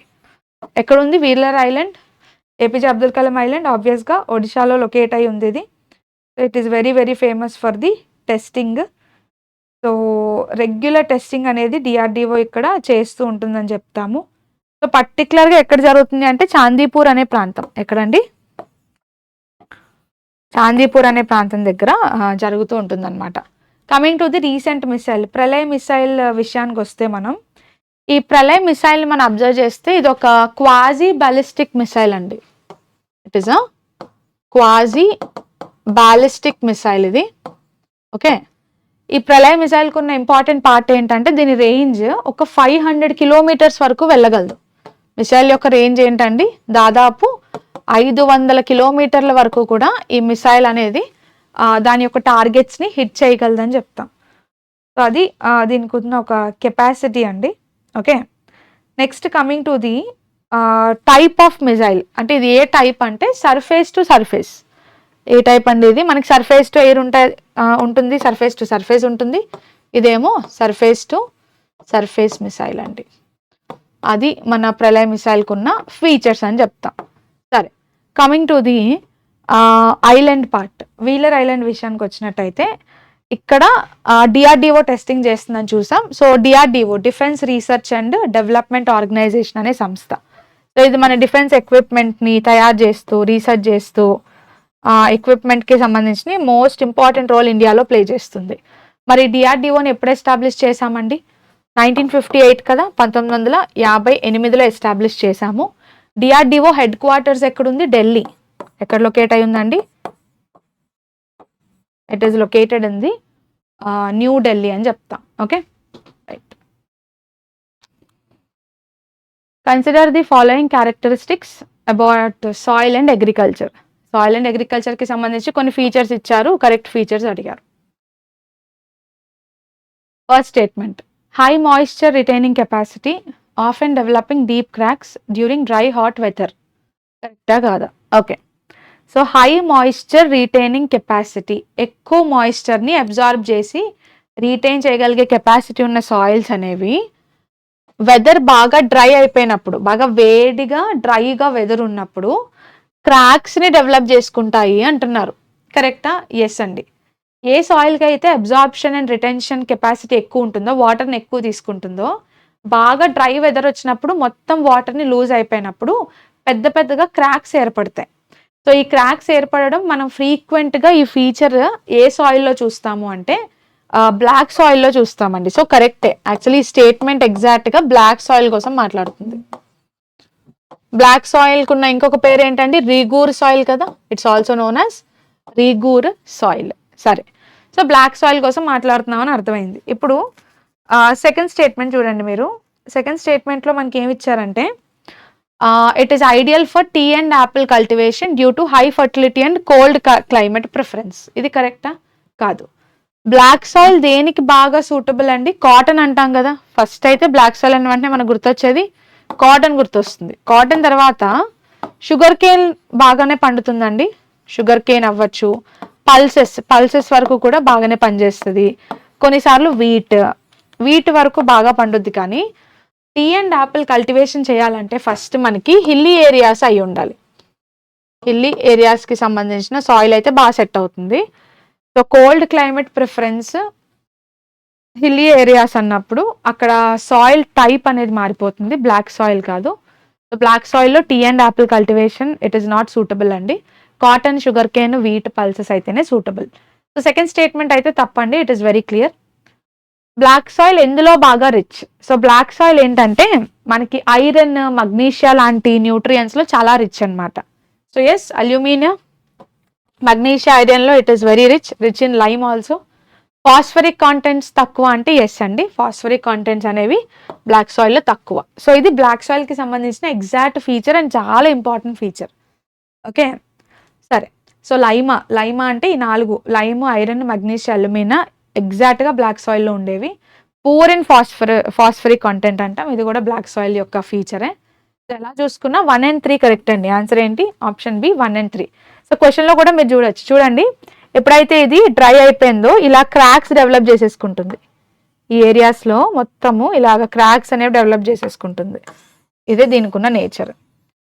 సో బ్లాక్ సాయిల్ అబ్జార్ప్షన్ బాగా చేస్తుంది, రైట్, ఆల్రెడీ చూసాం మనం. సో డ్రై వెదర్ అయిపోతే మాత్రం క్రాక్స్ కూడా బాగా డెవలప్ చేసుకుంటుంది. బ్లాక్ సాయిల్ వెట్గా ఉన్నప్పుడు మీరు చూస్తే ఎలా ఉంటుంది చూడడానికి? స్వెల్ అయినట్టు ఉంటుంది.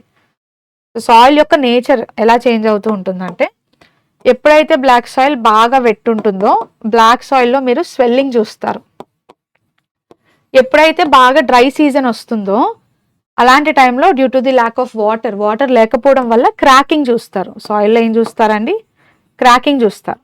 ఈ రెండు బాగా, ఎన్నో రకాల సాయిల్స్ ఉన్నాయి, ఎంతో కొంత ప్రతి సాయిల్లోనూ ఉంటాయి, కానీ బ్లాక్ సాయిల్లో చాలా ఎక్కువ ఉంటాయి.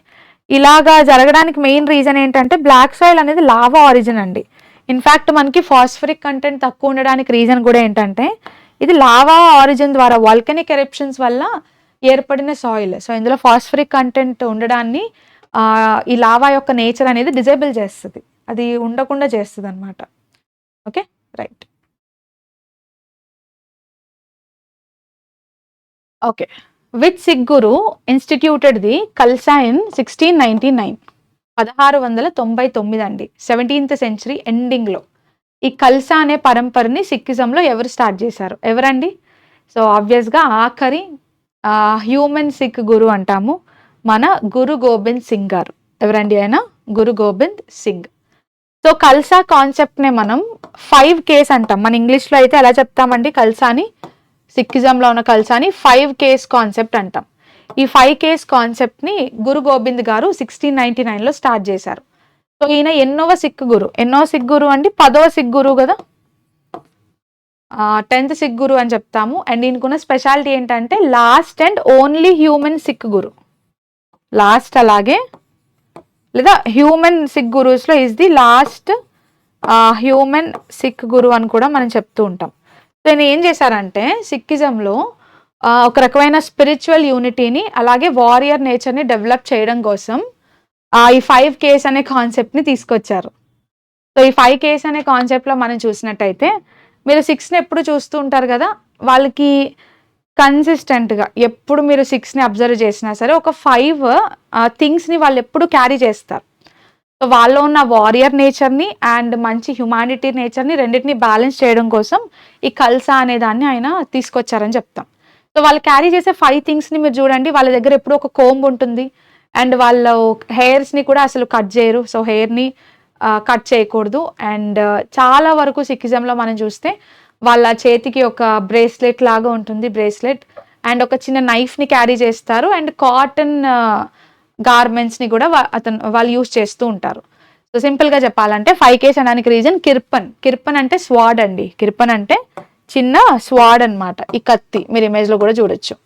నెక్స్ట్ కేష్ అంటే హెయిర్ ఉంటుంది కదా, హెయిర్ ఎలా ఉంటుంది అన్టైడ్ అలాగే అన్కట్ హెయిర్ మెయింటైన్ చేస్తూ ఉంటారు. సో ఈ హెయిర్ పార్ట్ని కేష్ అని పిలుస్తాము.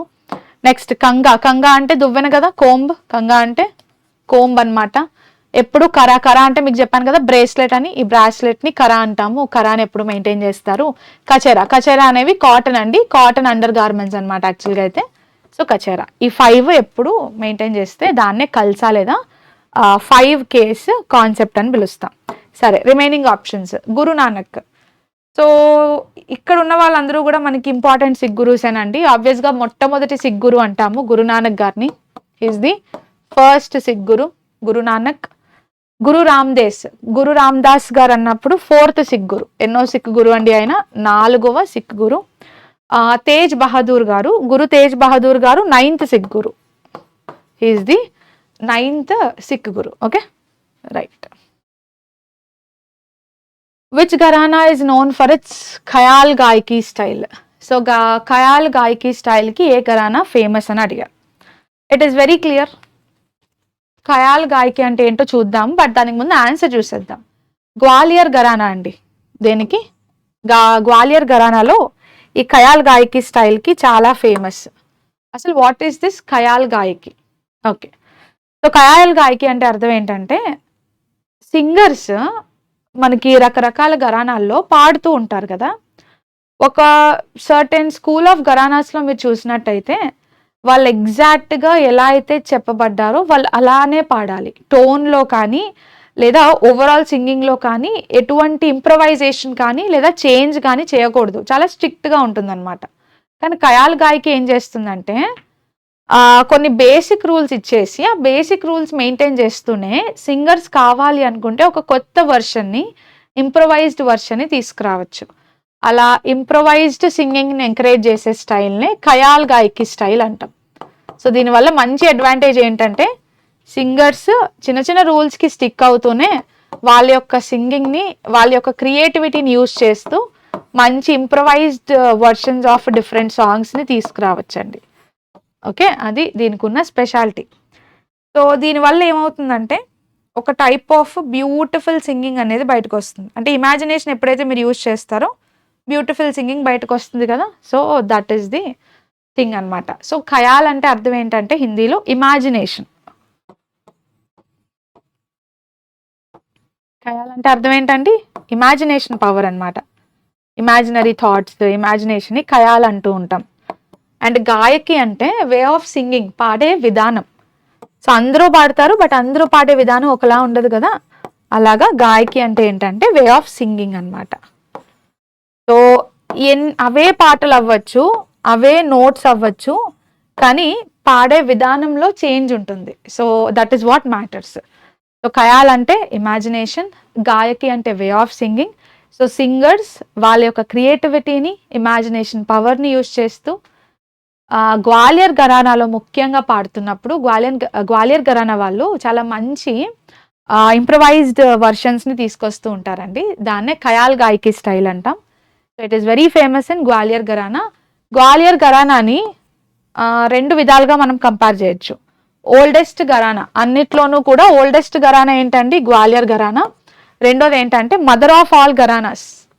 ఘరానాస్ అన్నిటికీ మదర్ అనమాట. That is also Gwalior Gharana, mother of all Gharana. So ఆబ్వియస్గా ఈ ఘరానానే ఇంత ఫ్లెక్సిబిలిటీ ఇస్తుంది, ఈ ఘరానాలోనే ఇంత బ్యూటిఫుల్ వర్షన్స్ ఆఫ్ సాంగ్స్ వస్తూ ఉంటాయి. Okay, so that is special about this. Okay, why is fibre glass preferred over metal for making high jump bars? ఇది మీకు చాలా ఈజీగా అర్థమవుతుంది.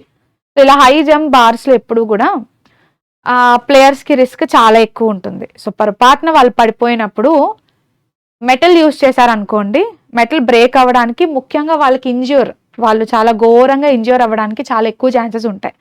సో అలాంటి ఇంజరీ నుంచి ప్లేయర్స్ని కాపాడడం కోసం, సేఫ్టీని మెయింటైన్ చేయడం కోసం ఏం చేస్తారంటే ఫైబర్ గ్లాస్ని యూస్ చేస్తారు. సో రీజన్ ఏంటి ఫైబర్ గ్లాస్ని ప్రిఫర్ చేయడానికి, మెటల్ని యూస్ చేయకుండా ఉండడానికి? Very simple, fibre glass is very light. Yes, మెటల్తో కంపేర్ చేస్తే ఫైబర్ ఎలా ఉంటుంది? చాలా లైట్ ఉంటుంది, లైట్ వెయిట్ ఉంటుంది, ఫ్లెక్సిబుల్గా ఉంటుంది. ఎందుకంటే ఫైబర్ బెండ్ అవుతుంది కానీ ఇరిగిపోదు. సో ఫైబర్ బెండ్ అయిపోద్ది, మనకి ఇరిగితేనే కదా గుచ్చుకోవడానికి అవకాశం ఉంటుంది, అది బెండ్ అవుతుంది అంటే ఫ్లెక్సిబుల్ ఉంటుంది. ఆబ్వియస్గా ఎప్పుడైతే ఇలా ఉంటుందో it is safe.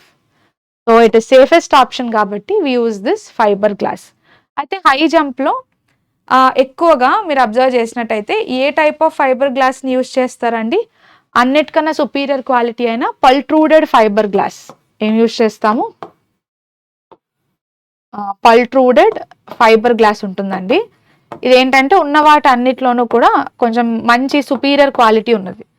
Superior quality అని మీరు ఎలా చెప్తారు అంటే స్ట్రెంగ్త్ బట్టి మాత్రమే కాదు, దీని సుపీరియర్ క్వాలిటీ అని మనం చెప్పాలంటే, so in case players high jump చేస్తున్నప్పుడు ఏదైనా యాక్సిడెంటల్గా ఏదైనా జరిగినప్పుడు అది సుపీరియర్ క్వాలిటీ అని మీరు చెప్పాలంటే అది ఏమవ్వాలి అంటే బెండ్ అవ్వాలండి. ఇన్స్టెడ్ ఆఫ్ బ్రేకింగ్ ఏమవుతుందంటే బెండ్ అయిపోతుంది, సో బ్రేక్ అవ్వదు. సో అలాంటి వాటిని ఏమంటామంటే వెరీ సేఫ్ గ్లాసెస్ అంటాం. సో అందుకనే ఫైబర్స్ని ప్రిఫర్ చేస్తారు. Okay, consider the statements about 5-year plans. Okay, 5-year plans కోసం స్టేట్మెంట్స్ ఇచ్చారు. Correct statement. The objective of growth with social justice and equality was introduced in 10th plan. The growth with social justice, so growth ఉండాలంటే ఎలా ఉండాలి? సామాజికంగా న్యాయం చేయాలంటే సొసైటీలో ఉన్న అన్ని వర్గాలకి జస్టిస్ చేయాలి అండ్ ఈక్విటీ ఉండాలి. ఇలాగా ఈ ఆబ్జెక్టివ్ పెట్టుకున్నది 9th 5-year ప్లాన్లో. ఇది ఎన్నో 5-year ప్లాన్ ఆబ్జెక్టివ్? 9th ప్లాన్లో ఆబ్జెక్టివ్. క్వశ్చన్లో ఏమన్నారు? 10th అన్నారు. సో మీరు వెంటనే కొట్టిపడేస్తారు, it is not 10th. Coming to 10th 5-year plan ఎప్పుడు వచ్చిందండి? 2002. సో 2002 నుంచి 2007 మధ్యలో ప్రభుత్వం ఏం చేసింది? 10వ 5-year ప్లాన్ని తీసుకొచ్చింది. సో 10th ప్లాన్ ఆబ్జెక్టివ్ ఏంటంటే ఫాస్టర్ అండ్ ఇంక్లూజివ్ గ్రోత్ అండి. 10th ప్లాన్ ఏమన్నదంటే గ్రోత్ ఉండాలి, గ్రోత్ ఉంటే సరిపోదు, ఫాస్టర్ గ్రోత్ అయి ఉండాలి అండ్ ఆ గ్రోత్ అనేది ప్రతి ఒక్కరిని ఇంక్లూడ్ చేసుకునేలాగా ఉండాలి. ఎప్పుడు కొంతమంది రిచ్ పీపుల్ గ్రో అవ్వడమే కాదు, పేదవాళ్ళు కూడా గ్రో అయ్యేలా ఉండాలి. సో అందుకనే ఇంక్లూజివ్ గ్రోత్ అనే కాన్సెప్ట్ 10వ 5-year ప్లాన్లో యాడ్ అయిందని చెప్తాం. అది ఆబ్జెక్టివ్. ఇక్కడ అన్నట్టు గ్రోత్, సోషల్ జస్టిస్, ఈక్వాలిటీ అనేది ఆల్రెడీ 9th ప్లాన్లోనే తెచ్చేశారు, 10th ప్లాన్లో మారిపోయింది ఇది. కానీ దీన్ని 10th ప్లాన్కి లింక్ చేయడం కరెక్ట్ కాదు, సో ఇట్ ఈస్ రాంగ్ అండి. So the first 5-year plan Harrod Domar model మీద బేస్ అయి ఉందా అంటే ఎస్ కదా. సో ఫస్ట్ 5-year ప్లాన్ ఎప్పుడు వచ్చింది? 1951 నుంచి 1956 మధ్యలో తీసుకొచ్చాము. సో ఇది హ్యారెడ్ డామర్ మోడల్ మీద బేస్ అయి ఉంది. సో హ్యారెడ్ డామర్ మోడల్ అంటే ఏంటో చాలాసార్లు చూసాం. ఈ మోడల్ ఏం చెప్తుందండి? ఎకానమీలో సేవింగ్స్ని ప్రమోట్ చేయాలని చెప్తుంది. సో ఎప్పుడైతే పీపుల్ ఎక్కువ సేవింగ్స్ చేస్తారో, సేవింగ్స్ చేయడం వల్ల క్యాపిటల్ ఫార్మేషన్ ఎక్కువ జరుగుద్ది, అంటే సంపద ఎక్కువ అక్యుములేట్ అవుతుంది. సంపద అక్యుములేట్ అవ్వడం వల్ల పెట్టుబడి పెట్టాలనే ఆలోచన వస్తుంది, ఇన్వెస్ట్మెంట్ ఎక్కడైనా చేయాలని అనిపిస్తుంది. సో ఇన్వెస్ట్మెంట్ పెంచడం కోసం సేవింగ్స్ హ్యాబిట్ని ఫస్ట్ పెంచండి అని చెప్పిన మోడల్ని హ్యారోడ్ డామర్ మోడల్ అని పిలుస్తాం. ఓకే, సో సరే, మరి ఇలా చూసుకుంటే ఫస్ట్ స్టేట్మెంట్ తప్పు, second statement right. So answer ఏంటి? Option A. Option A is the correct answer. Coming to మన 10th ప్లాన్. 10th ప్లాన్లో గ్రోత్ రేట్ టార్గెట్ ఎంత అండి? So growth rate target around అప్రాక్సిమేట్గా 9% టార్గెట్ పెట్టేసుకున్నాం. బట్ రీచ్ అయింది 8% వరకే. సో, ఆబ్వియస్‌గా 10థ్ ప్లాన్ అన్నప్పుడు ఫెయిల్యూర్ 5 ఇయర్ ప్లాన్ అని చెప్తాము. కానీ 10థ్ ప్లాన్‌లో ఉన్న ఒక బ్యూటిఫుల్ పార్ట్ ఏంటంటే, మనం చాలా వరకు ఇండియన్ నేషనల్ హైవేస్ హైవేస్ కాదు సారీ లిటరసీ కదా! యెస్. సో, లిటరసీని 75%కి ఇండియాలో లిటరసీ రేట్‌ని 75%కి 2007 కల్లా పెంచాలి అని చూసాం. ఓకే. సో, 2007 కల్లా లిటరసీని ఎంత అచీవ్ చేయాలండి? 75% ఇండియాలో అచీవ్ చేయాలనేది మనం ఒక టార్గెట్ అని చెప్తాం. Okay. Right. After the Tughlaqs which 2 dynasties ruled Agra until 1526 1526 Mughal dynasty establish అయ్యే వరకు ఏ రాజ్యాలు రూల్ చేశాయి? తుగ్లక్స్ తర్వాత ఎవరు రూల్ చేశారండి? సయీద్స్ అండ్ అలాగే లోదీస్ కదా. సో ఆన్సర్ ఏంటి? Option D, Sayyid and Lodi dynasty. So మనకి బాగా తెలుసు ఢిల్లీ సుల్తాన్స్ ఇండియాని రూల్ చేసిన ఫస్ట్ ముస్లిం డైనాసిటీ అని చెప్తాం. సో ఢిల్లీ సుల్తాన్స్లో ఎన్ని ముస్లిం డైనాసిటీస్ ఉన్నాయండి? 5 ఉన్నాయి కదా. సో ఢిల్లీ సుల్తాన్స్ అనే పేరులో 5 సామ్రాజ్యాలు భారతదేశాన్ని మిడివల్ ఇండియాలో రూల్ చేయడం మనం చూస్తూ ఉంటాము. దాన్ని ఎలా గుర్తుపెట్టుకుంటాం? ఎస్కేటిఎస్ఎల్. సో ఎస్ అంటే స్లేవ్ డైనాసిటీ. ఎస్ అంటే ఏంటండి? Slave dynasty. కే అంటే స్లేవ్ తర్వాత ఎవరు వచ్చారు? ఖిల్జీలు వచ్చారు. సో కే అంటే ఖిల్జీ డైనాసిటీ. టీ అంటే తుగ్లక్స్. సో క్వశ్చన్లో మనకి ఇచ్చింది ఏంటంటే తుగ్లక్స్ తర్వాత ఎవరు? తుగ్లక్స్ తర్వాత రాజ్యాలు. సో తుగ్లక్ తర్వాత ఎస్ అంటే సయీద్స్ అండి. ఎస్ అంటే సయీద్స్. ఎల్ అంటే ఎవరండి? ఎల్ అంటే లోడీస్. సో తుగ్లక్ తర్వాత ఎవరున్నారు? సయీద్లు అలాగే లోదీస్ ఉన్నారు. సో దీన్ని బట్టి చూసుకుంటే ఆన్సర్ ఏంటి? Option D, Sayyids and Lodis is the correct answer for this question. So Delhi సల్తనట్ని లేదా స్లేవ్ అలాగే మామ్లుక్ డైనాసిటీ అంటాం కదా. ఈ మామ్లుక్ డైనాసిటీని ఎప్పుడు తీసుకొచ్చారు? 1206 ADలో తీసుకొచ్చారండి. సో స్లేవ్ డైనాసిటీ పీరియడ్ ఏంటి? 1206 AD నుంచి 1290 వరకు స్లేవ్ డైనాసిటీ పీరియడ్ అని చెప్పి మనం కన్సిడర్ చేస్తూ ఉంటాము. సో స్లేవ్ డైనాసిటీ తర్వాత ఎవరున్నారు? ఖిల్జీస్ ఉన్నారు. సో ఖిల్జీ డైనాసిటీ యొక్క పీరియడ్ ఏంటండి? ఆబ్వియస్గా 1290 నుంచి 1320 వరకు. సో ఖిల్జీస్ ఎప్పుడు రూల్ చేశారు? 1290 అంటే మామ్లుక్కుల తర్వాత 1290 నుంచి 1320 వరకు ఖిల్జీ డైనాసిటీ రూల్ చేస్తుందని చెప్తాం. 1320 తర్వాత ఎవరు వచ్చారండి? తుగ్లక్లు వచ్చారు. సో తుగ్లక్స్ని మీరు అబ్జర్వ్ చేసినట్టయితే 1320 నుంచి 1414 వరకు తుగ్లక్స్ రూల్ చేయడం మనం చూస్తూ ఉంటాము. 1414 తర్వాత సయీద్లు వస్తారు. సో సయీద్స్ ఏంటంటే 1414 నుంచి 1451 వరకు 1414 నుంచి 1451 వరకు సయీద్ డైనాసిటీ రూల్ చేస్తుంది. అండ్ ఫైనల్గా లోదీస్ 1451 నుంచి 1526 వరకు 1526 వరకు లోదీ సామ్రాజ్యం పరిపాలిస్తుంది. సో ఇలా చూసుకుంటే 1414 నుంచి 1526 వరకు అంటే ఆఫ్టర్ తుగ్లక్స్ ఎవరున్నారు? సయీద్స్ అండ్ లోదీస్ ఉన్నారు. ఈ సయీద్స్ అండ్ లోదీస్లో మనం అబ్జర్వ్ చేసినట్టయితే సయీద్ డైనాసిటీ ఫౌండర్ ఎవరండి? కిజిర్ ఖాన్ కదా. సయీద్ డైనాసిటీ ఫౌండర్ ఎవరు? కిజిర్ ఖాన్ అంటాము. లోదీస్ యొక్క ఫౌండర్ ఎవరు? ఆబ్వియస్గా మన బహ్లుల్ లోదీ అని చెప్తాము. సో లోదీ డైనాసిటీ ఎండ్ ఎప్పుడైంది? 1526లో పానిపట్ యుద్ధం, battle of Panipat. So battle of Panipat ఎవరి మధ్యలో జరిగిందండి? లాస్ట్ లోదీ డైనాసిటీ రూలర్ అయిన మన Ibrahim Lodi, right? Yes. So Ibrahim Lodi అలాగే బాబర్ మధ్యలో జరిగింది. సో ఇబ్రహీం లోదీ బాబర్ మధ్యలో 1526లో జరిగిన పానిపట్ 1 యుద్ధం వల్ల ఈ లోదీ డైనాసిటీ అనేది ఎండ్ అయిపోయింది. లేదా ఓవరాల్గానే ఢిల్లీ సల్తనెట్ అనేది ఎండ్ అయిపోయిందని చెప్తాం. సో ఎండ్ ఆఫ్ ఢిల్లీ సల్తన్స్ ఎప్పుడు జరిగింది అంటే ముఘల్స్ వచ్చాక జరిగిందని చెప్తాం. ఎండ్ వరకు ఇబ్రహీం లోదీని చూస్తాం.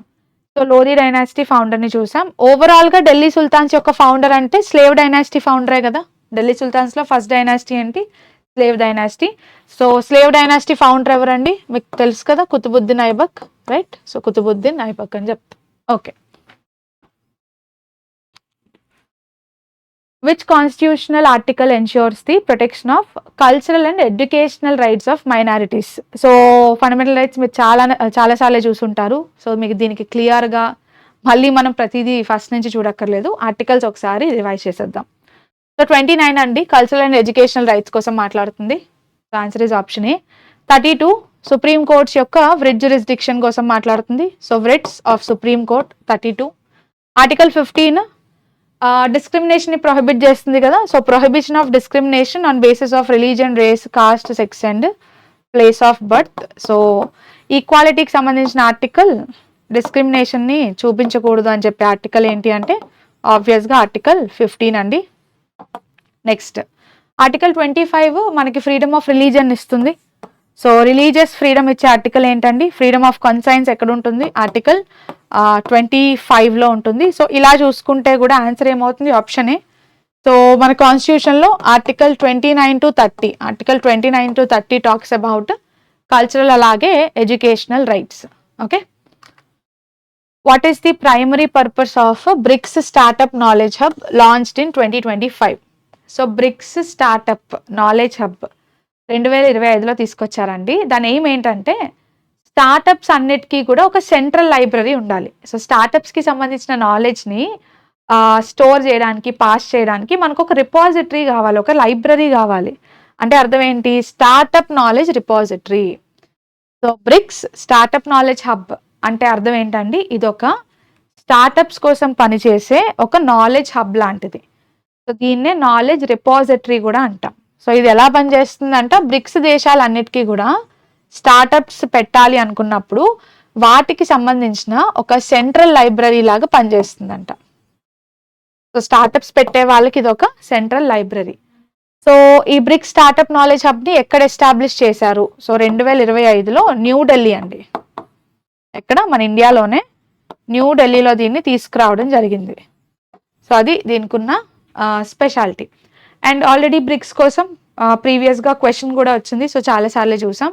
బ్రిక్స్ యొక్క స్పెషాలిటీ ఏంటంటే దాదాపు ప్రపంచంలోనే ఒక 40% ఆఫ్ ది పాపులేషన్ అండి, దాదాపు 40% వరకు పాపులేషన్ ఎక్కడుంది అంటే బ్రిక్స్ దేశాల్లోనే ఉంది అని చెప్తాము. జీడిపిలో కూడా 37% ఆఫ్ జీడిపి, వరల్డ్లో 100% జీడిపి వస్తే అందులో 37% ఆఫ్ జీడిపి బ్రిక్స్ దేశాల్లోనే ఉంది. వరల్డ్లో 100% పాపులేషన్ ఉంటే అందులో 40% ఆఫ్ పాపులేషన్ కూడా బ్రిక్స్ దేశాల్లోనే ఉంది. సో అలాంటి హై అమౌంట్ ఆఫ్ స్కోప్ ఉన్న ఎకానమీస్ అండి ఇవి. సో మీరు ఆల్రెడీ చూసారు 2026లో బ్రిక్స్ హోస్ట్ చేయబోతున్న దేశం ఏంటి అంటే ఆబ్వియస్గా మన ఇండియా. 2025లో బ్రిక్స్ని హోస్ట్ చేసిన దేశం ఏంటి అంటే ఆబ్వియస్గా బ్రెజిల్ అండి. Okay, right. What does the term crowding out refer to in economics? మనకి ఎకనామిక్స్లో క్రౌడింగ్ అవుట్ అంటే అర్థం ఏంటి? సో క్రౌడింగ్ అవుట్ అంటే అర్థం ఏంటంటే, సో టర్మ్లోనే ఉందండి మీనింగ్. చాలాసార్లు ప్రభుత్వం చాలా ఎక్కువ అప్పులు చేసేస్తుంది. ప్రభుత్వం బారోయింగ్స్ని పెంచడం వల్ల ప్రైవేట్ వాళ్ళకి అప్పు దొరకదు. ప్రైవేట్ వాడు ఏం చేస్తాడంటే పెట్టుబడి పెట్టడం తగ్గిస్తాడు. సో గవర్నమెంట్ బారోయింగ్ పెరగడం వల్ల ప్రైవేట్ సంస్థల యొక్క పెట్టుబడులు తగ్గిపోతే ఆ సిచ్యువేషన్ని క్రౌడింగ్ అవుట్ అంటాం. సో ఆన్సర్ ఏంటి అంటే decline in private investment due to high government borrowing. Answer is option ఏ. కానీ ఇది ఎందుకు జరుగుద్ది? గవర్నమెంట్ అప్పు చేస్తే ప్రైవేట్ వాళ్ళు ఎందుకు పెట్టుబడి పెట్టడం తగ్గించాలి? సో ఎందుకు జరుగుద్ది, ఎలా జరుగుద్దో చూద్దాం. ఫస్ట్ ఏమవుతుందంటే ప్రభుత్వం ఏం చెప్తుంది, రకరకాల ఫైనాన్షియల్ ఇన్స్టిట్యూషన్స్ దగ్గరికి లేదా పబ్లిక్ దగ్గరికి వెళ్ళి నాకు ఫండ్స్ కావాలి, నేను బారో చేసుకుంటాను అని చెప్పొద్ది. ఇక్కడ బారోవర్ ఎవరు? ప్రభుత్వం, అప్పు తీసుకునే పొజిషన్. సో ఇది బారో చేసుకుంటున్నప్పుడు ఏమంటదంటే ఎక్కువ శాతం ఎకానమీలో ఇన్వాల్వ్ అవుతుంది. అంటే ఏం చేస్తుంది? ఇంటర్ఫిరెన్స్. గవర్నమెంట్ ఏం చేస్తున్నట్టు ఒక విధంగా ఇంటర్ఫియర్ అవుతుంది. ఇంటర్ఫియర్ అయ్యి అప్పు తీసుకుంటాను అంటుంది. ప్రభుత్వం అప్పు అడిగినప్పుడు ఎక్కువ మంది ఎవరికి అప్పు ఇస్తారంటే ప్రభుత్వానికే ఇస్తారు. కానీ ఎప్పుడైతే ఎక్కువ మనీని అప్పుగా తీసుకుంటానని అడుగుతామో వడ్డీ రేట్లు పెంచేస్తారు. సో ప్రభుత్వం బారో చేయడం వల్ల లోన్స్ ఇస్తారు ఎవరికి? ప్రభుత్వానికి. సో ప్రభుత్వానికి లోన్స్ ఇస్తున్నప్పుడు వడ్డీ రేటు పెరిగిపోద్ది. మనం ఎలా అయితే ఎక్కువ వస్తువుల్ని డిమాండ్ చేసినప్పుడు ఆ వస్తువుల యొక్క ధర పెంచేస్తారో అదే విధంగా ప్రభుత్వం ఎక్కువ మనీని అప్పు కింద బారో చేసుకోవడానికి ట్రై చేసినప్పుడు ఇదే ఛాన్స్ కదా సంపాదించడానికి అని చెప్పి ఇంట్రెస్ట్ రేట్ పెంచేస్తారు. కాస్ట్ ఆఫ్ బారోయింగ్ పెరుగుద్ది. ఇంట్రెస్ట్ రేట్ ఎప్పుడైతే పెరిగిపోతుందో వడ్డీ రేట్ పెరగడం వల్ల ఏమవుతుందంటే ఎక్కువ ఫండ్స్ ప్రభుత్వానికి వెళ్ళిపోయాయి ఒకవైపు, ఇంకొక వైపు ఏమో కాస్ట్లీ అయిపోద్ది. లోన్ తీసుకోవడం చాలా కాస్ట్లీ అయిపోద్ది. సో ప్రైవేట్ వాళ్ళు ఏం చేస్తారంటే గ్రాడ్యువల్గా లోన్ తగ్గించేస్తారు. ప్రైవేట్ వాళ్ళు ఏం చేస్తారు, లోన్స్ తీసుకోవడం తగ్గించేస్తారు. ఇంత హై వడ్డీ రేట్లు భరించలేక కొంతమంది ఏమో ఫండ్స్ అన్ని ప్రభుత్వానికి వెళ్ళిపోవడం వల్ల వాళ్ళ దగ్గర అవైలబుల్గా లేక కొందరు ప్రైవేట్ వాళ్ళు అప్పు తీసుకోవడం తగ్గిస్తారు. ఇలా తగ్గించినప్పుడు ఏమవుతుందంటే జనరల్గా ప్రైవేట్ సంస్థలు అప్పు చేయడానికి కారణం ఏంటంటే ఆ లోన్ని వాళ్ళు మంచి ఇన్వెస్ట్మెంట్లో పెట్టడం కోసం. ఎప్పుడైతే వీళ్ళ దగ్గర అప్పు చేసే ఆలోచన తగ్గిపోతుందో ఫండ్స్ ఉండవు కదా, ఫండ్స్ తగ్గుతాయి. ఫండ్స్ తగ్గడం వల్ల ఏమవుతుందంటే ఇన్వెస్ట్మెంట్ పెట్టుబడులు తగ్గిపోతాయి. పెట్టుబడులు ఏమవుతాయి, డిక్రీజ్ అయిపోతాయి. సో ఎక్కడో ప్రభుత్వం చేస్తున్న అప్పుల వల్ల హై గవర్నమెంట్ బారోయింగ్ చేయడం వల్ల ఇంట్రెస్ట్ రేట్లు పెరగడం వల్ల అప్పు అనేది కాస్ట్లీ అయిపోయి, అప్పు కాస్ట్లీ అవడం వల్ల చాలామంది ప్రైవేట్ వాళ్ళు అప్పు తీసుకోవడం తగ్గించడం వల్ల వాళ్ళ దగ్గర ఫండ్స్ సఫిషియెంట్గా లేక పెట్టుబడి పెట్టడాన్ని తగ్గిస్తారు, ఇన్వెస్ట్మెంట్ని తగ్గిస్తారు. ఇందుకు ఏమవుతుందంటే సింపుల్గా గవర్నమెంట్ బారో చేయడం వల్ల ఇన్వెస్ట్మెంట్లు పడిపోతున్నాయని చెప్తున్నాం. అది సింపుల్గా మనం 2 లైన్స్లో చెప్తున్నాం. Okay, this is called as, ఈ మొత్తాన్ని ఏమనొచ్చండి, క్రౌడింగ్ అవుట్ అని పిలవాలి. Okay, right. Consider the statements about Earth's major climatic zones. మనకు తెలుసు కదా, మన ఎర్త్ అనేది రకరకాల క్లైమాటిక్ జోన్స్ కింద డివైడ్ చేసుకుంటాం మనం. సో పోలార్స్ దగ్గర ఉంటే ఒక రకంగా, టెంపరేట్స్ దగ్గర ఉంటే ఒక రకంగా, ట్రాపిక్స్ దగ్గర ఉంటే ఒక రకంగా. సో ఇలా క్లైమాటిక్ జోన్స్ కింద డివైడ్ చేసుకుంటాం. సో దీనికి సంబంధించిన స్టేట్మెంట్స్ ఇచ్చారు. Tropical zones experience minimal seasonal temperature variation. ఇది కరెక్టా? ఎస్ అండి. యాక్చువల్గా ట్రాపిక్స్లో ఏమవుతుందంటే మనకి సన్ రేస్ వర్టికల్గా పడతాయి. సూర్యకిరణాలు ఎలా రిసీవ్ చేసుకుంటే ట్రాపిక్స్ అనేవి వర్టికల్గా రిసీవ్ చేసుకుంటాయి. ట్రాపికల్ జోన్స్ అంటే అర్థం ఏంటి? ట్రాపిక్ ఆఫ్ క్యాన్సర్ నుంచి ట్రాపిక్ ఆఫ్ క్యాప్రికాన్ మధ్యలో ఉన్న ప్రాంతాలని ట్రాపిక్ జోన్స్ అని పిలుస్తాం. ఇక్కడ సూర్యకిరణాలు ఎలా పడుతున్నాయి? వర్టికల్గా పడుతున్నాయి. సో వర్టికల్గా పడటం వల్ల ఏమవుతుందంటే ఆల్మోస్ట్ ఇయర్ అంతా కూడా హై టెంపరేచరే ఉంటుంది. పెద్ద టెంపరేచర్ వేరియేషన్ ఉండదండి, ఎక్స్ట్రీమ్ వేరియేషన్ రాదు. ఇయర్ అంతా ఎలా ఉంటుంది? కాస్త హై టెంపరేచర్ ఉంటుంది. హై టెంపరేచర్ ఉండడం వల్ల రెయిన్ఫాల్ కూడా అలానే ఉంటూ ఉంటుంది. దీనివల్ల అదే టైంలో హై టెంపరేచర్, అదే టైంలో రెయిన్ఫాల్ ఇలా జరగడం వల్ల ఒక బ్యాలెన్స్ ఏం క్రియేట్ అయిపోయిందంటే ఒక బ్యాలెన్స్. ఎప్పుడైతే ఒక బ్యాలెన్స్ క్రియేట్ అవుతుందో మరీ ఎక్స్ట్రీమ్ హై ఉండదు, మరీ ఎక్స్ట్రీమ్ లో కూడా ఉండదు, మధ్యలో ఉంటుంది. దాన్నే క్లైమేట్లో ఏమంటున్నాము, సీజన్స్ మధ్యలో తేడా ఉంటుంది కానీ తక్కువ ఉంటుంది. So minimal seasonal temperature variation ఎక్కడ ఉంటుంది? ట్రాపికల్ జోన్లో ఉంటుంది. కారణం ఏంటి అంటే ట్రాపిక్స్కి డైరెక్ట్గా సూర్యకిరణాలు వర్టికల్గా రిసీవ్ చేసుకోవడం, వాటి వల్ల టెంపరేచర్ హై ఉండడం, వాటి వల్ల రెయిన్ఫాల్ ఉండడం. That is the reason. Temperate జోన్స్లో 4 డిస్టింక్ట్ సీజన్స్ ఉంటాయి అంటున్నారు. కరెక్టా? ఎస్ అండి. టెంపరేట్ జోన్స్లో ఏమవుతుందంటే సీజనల్ వేరియేషన్ హై ఉంటుంది. టెంపరేట్ జోన్స్కి వచ్చేసరికి సన్ రేస్ వర్టికల్గా రాకపోవడం వల్ల ఒక సీజన్కి ఇంకో సీజన్కి మధ్యలో తేడాలు హై ఉంటాయి. సో ఎక్స్ట్రీమ్ హైస్ ఉంటాయి, అలాగే ఎక్స్ట్రీమ్ లోస్ కూడా ఉంటాయి. అలాంటి వేరియేషన్స్ ఉంటాయి. అందుకనే టెంపరేట్ జోన్లో సేమ్ టైప్ ఆఫ్ సీజన్ లాగా అనిపించదు, రకరకాలుగా సీజన్ మారిపోతూ ఉంటుంది. 4 సీజన్స్ అన్నప్పుడు ఏముంటాయంటే ఇక్కడ సమ్మర్ ఉంటుంది, స్ప్రింగ్ సీజన్ ఉంటుంది, ఆటమ్ సీజన్ ఉంటుంది, వింటర్ సీజన్ ఉంటుంది. So spring, summer, autumn, winter 4 seasons ఇవి టెంపరేట్ జోన్స్లో. సో ఇలా చూసుకుంటే 2 కరెక్టే కదా? ఎస్, 2 కూడా correct statements. What does the term ur refer to in the context of south Indian villages? ఇది చాలా ఫేమస్ అండి. ఉర్ అంటే విలేజ్ అసెంబ్లీ. ఉర్ అంటే అర్థం ఏంటి? విలేజ్ అసెంబ్లీ అని అర్థం. సో ఈ పదాలని మీరు చూస్తే మనకి ఏన్షియంట్ ఇండియాలో హిస్టరీలో అండి ముఖ్యంగా మీకు ఈ టర్మ్స్ అనేవి కనిపిస్తూ ఉంటాయి. సో మీరు ఎవరైనా ఇనీషియల్గా లైక్ స్టోన్ ఏజ్కి సంబంధించి మీకు ఇంకా సరిగా ప్రిపేర్ అవ్వకపోతే మనకి హిస్టరీ క్లాసెస్ ఉన్నాయి యూట్యూబ్లో. అందులో ఫస్ట్ క్లాస్లో మీకు స్టోన్ ఏజ్ రిలేటెడ్ పార్ట్ ఉంటుంది, అసలు హిస్టరీని ఎలా డివైడ్ చేయొచ్చు అని మీకు ఎక్స్ప్లెయిన్ చేయడం జరిగింది, అది ఒకసారి చూడండి.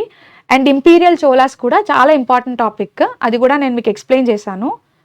రివిజన్ చేయించినప్పుడు మీకు మన హిస్టరీ సిరీస్లోనే ఇంపీరియల్ చోలాస్ అని మీకు కనిపిస్తుంది క్లియర్గా క్లాస్.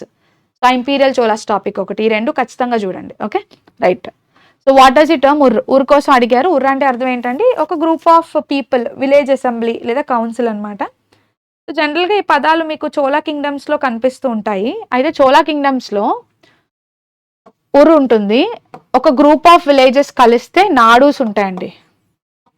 గ్రూప్ ఆఫ్ విలేజెస్ ఉంటాయి, ఆ గ్రూప్ ఆఫ్ విలేజెస్ కలిసి ఏం ఫామ్ చేస్తాయంటే నాడు ఫామ్ చేస్తాయి. సో నాడు అంటే అర్థం ఏంటంటే డిస్ట్రిక్ట్. నాడు అంటే అర్థం ఏంటండి, డిస్ట్రిక్ట్. సో ఒక గ్రూప్ ఆఫ్ డిస్ట్రిక్ట్స్ అంటే గ్రూప్ ఆఫ్ నాడూస్ కలిస్తే వలనాడు. గ్రూప్ ఆఫ్ నాడూస్ కలిస్తే ఏం ఫామ్ అవుతుందండి, వలనాడు ఫామ్ అవుతుంది. సో వలనాడు అంటే అర్థం ఏంటంటే సెవరల్ డిస్ట్రిక్ట్స్ యొక్క కాంబినేషన్. విలేజ్లన్నీ కలిస్తే, ఊరుస్ అన్ని కలిస్తే నాడు ఎలా ఏర్పడుతుందో, డిస్ట్రిక్ట్ ఎలా ఏర్పడుతుందో, నాడులన్నీ కలిస్తే వలనాడు ఏర్పడుతుంది. సో వలనాడు అంటే సెవరల్ డిస్ట్రిక్ట్స్. ఈ వలనాడుస్ అన్ని కలిసి రాజ్యాన్ని ఏర్పాటు చేస్తాయి. వలనాడుస్ అన్ని కలిస్తే మండలమ్స్ వస్తాయి, మండలమ్స్ అన్ని కలిస్తే రాజ్యం. మనకి ఏన్షియంట్ ఇండియాలో దాదాపు ఒక 8 నుంచి 9 మండలాలు కలిపితే ఒక రాజ్యం అండి. 8 నుంచి 9 మండలాలు కలిపితే ఒక కింగ్డమ్ లేదా ఒక ఎంపైర్ ఏర్పడుతుంది అనమాట. సో ఇలాగ జనరల్గా డివిజన్ ఉండేది. అయితే ఈ డివిజన్స్లో ఎక్కడైతే residence non Brahmin land owners ఉంటారు కదా, వెల్లలాస్ అంటాం వాళ్ళని. సో ఏ గ్రూప్లో అయితే ముఖ్యంగా నాన్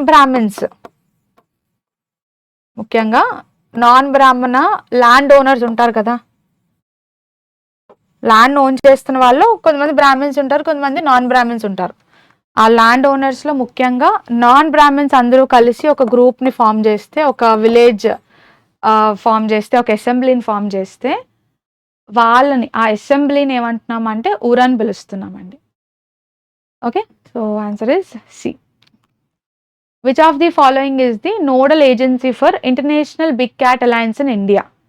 సో మన ఇండియా 7 రకాల బిగ్ క్యాట్ స్పీషీస్ని ప్రిజర్వ్ చేసి కాపాడడం కోసం 2023లో ఇంటర్నేషనల్ బిగ్ క్యాట్ అలయన్స్ అనే ఒక గ్రూపింగ్ని ఫామ్ చేసిందండి.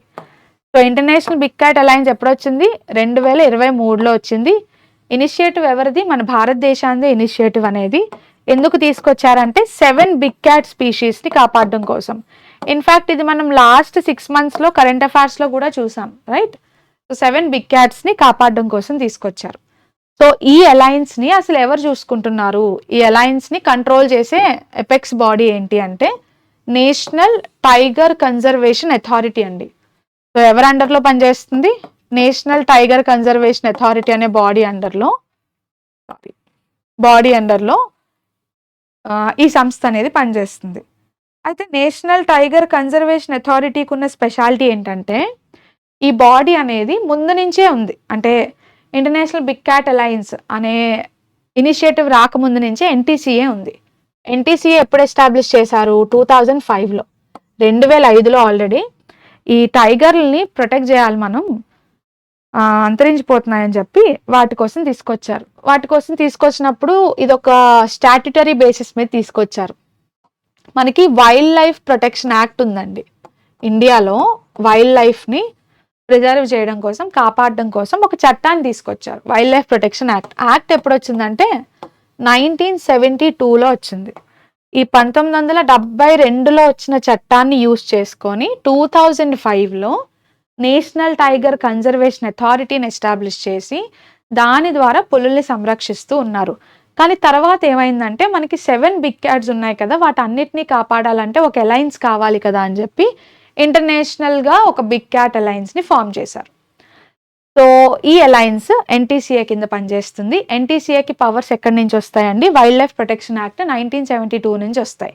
ఇన్ఫ్యాక్ట్ ఈ వైల్డ్ లైఫ్ ప్రొటెక్షన్ యాక్ట్ ఎంత ఇంపార్టెంట్ అంటే ప్రాజెక్ట్ టైగర్, మనకి చూడండి పులుల యొక్క సంరక్షణ కోసం 1973లోనే ప్రాజెక్ట్ టైగర్ తీసుకొచ్చారు. ఈ ప్రాజెక్ట్ టైగర్ కూడా దేని కింద వస్తుంది? వైల్డ్ లైఫ్ ప్రొటెక్షన్ యాక్ట్లోనే ఇది కూడా ఒక ఇంపార్టెంట్ ఎలిమెంట్ అని చెప్తాం. సెకండ్ థింగ్ ఏంటంటే మన నేషనల్ టైగర్ కన్జర్వేషన్ అథారిటీ ఏదైతే ఉందో ఇదే సంస్థ ప్రాజెక్ట్ టైగర్కి రిలేటెడ్గా చూసుకుంటూ వస్తుంది. ఇప్పుడు ఇదే సంస్థ ఇంటర్నేషనల్ బిగ్ క్యాట్ అలయన్స్కి సంబంధించిన విషయాల్ని కూడా చూసుకుంటూ వస్తుంది. అది ఈ సంస్థకున్న స్పెషాలిటీ. ఓకే, సో ఈ సంస్థ మరి ఏ మినిస్ట్రీ కింద పనిచేస్తుంది? NTCA comes under ministry of environment, forest and climate change. Ministry of environment, forest and climate change కింద పనిచేస్తుంది. ఓకే, ఇది ఇంకా టాప్ అన్నమాట, head. As the Atal Pension Yojana completed 10 years in May 2025, which age group is eligible to enroll in this scheme? So మనకి రీసెంట్గానే last year అండి, మే 2025లో Atal pension Yojana 10 ఏళ్ళు complete అయిపోయింది తీసుకొచ్చి. సో అసలు ఏ గ్రూప్ ఆఫ్ పీపుల్ ఈ పెన్షన్ స్కీమ్ కింద enrol చేసుకోవచ్చు అనేది క్వశ్చన్. సో ఎవరు ఎన్రోల్ చేసుకోవచ్చు అండి?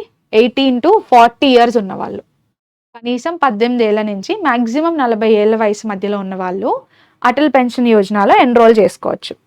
సో ఈ స్కీమ్ ఎందుకు తీసుకొచ్చారు ఇండియాలో అంటే, ఒక సోషల్ సెక్యూరిటీ ప్రొవైడ్ చేయడం కోసం.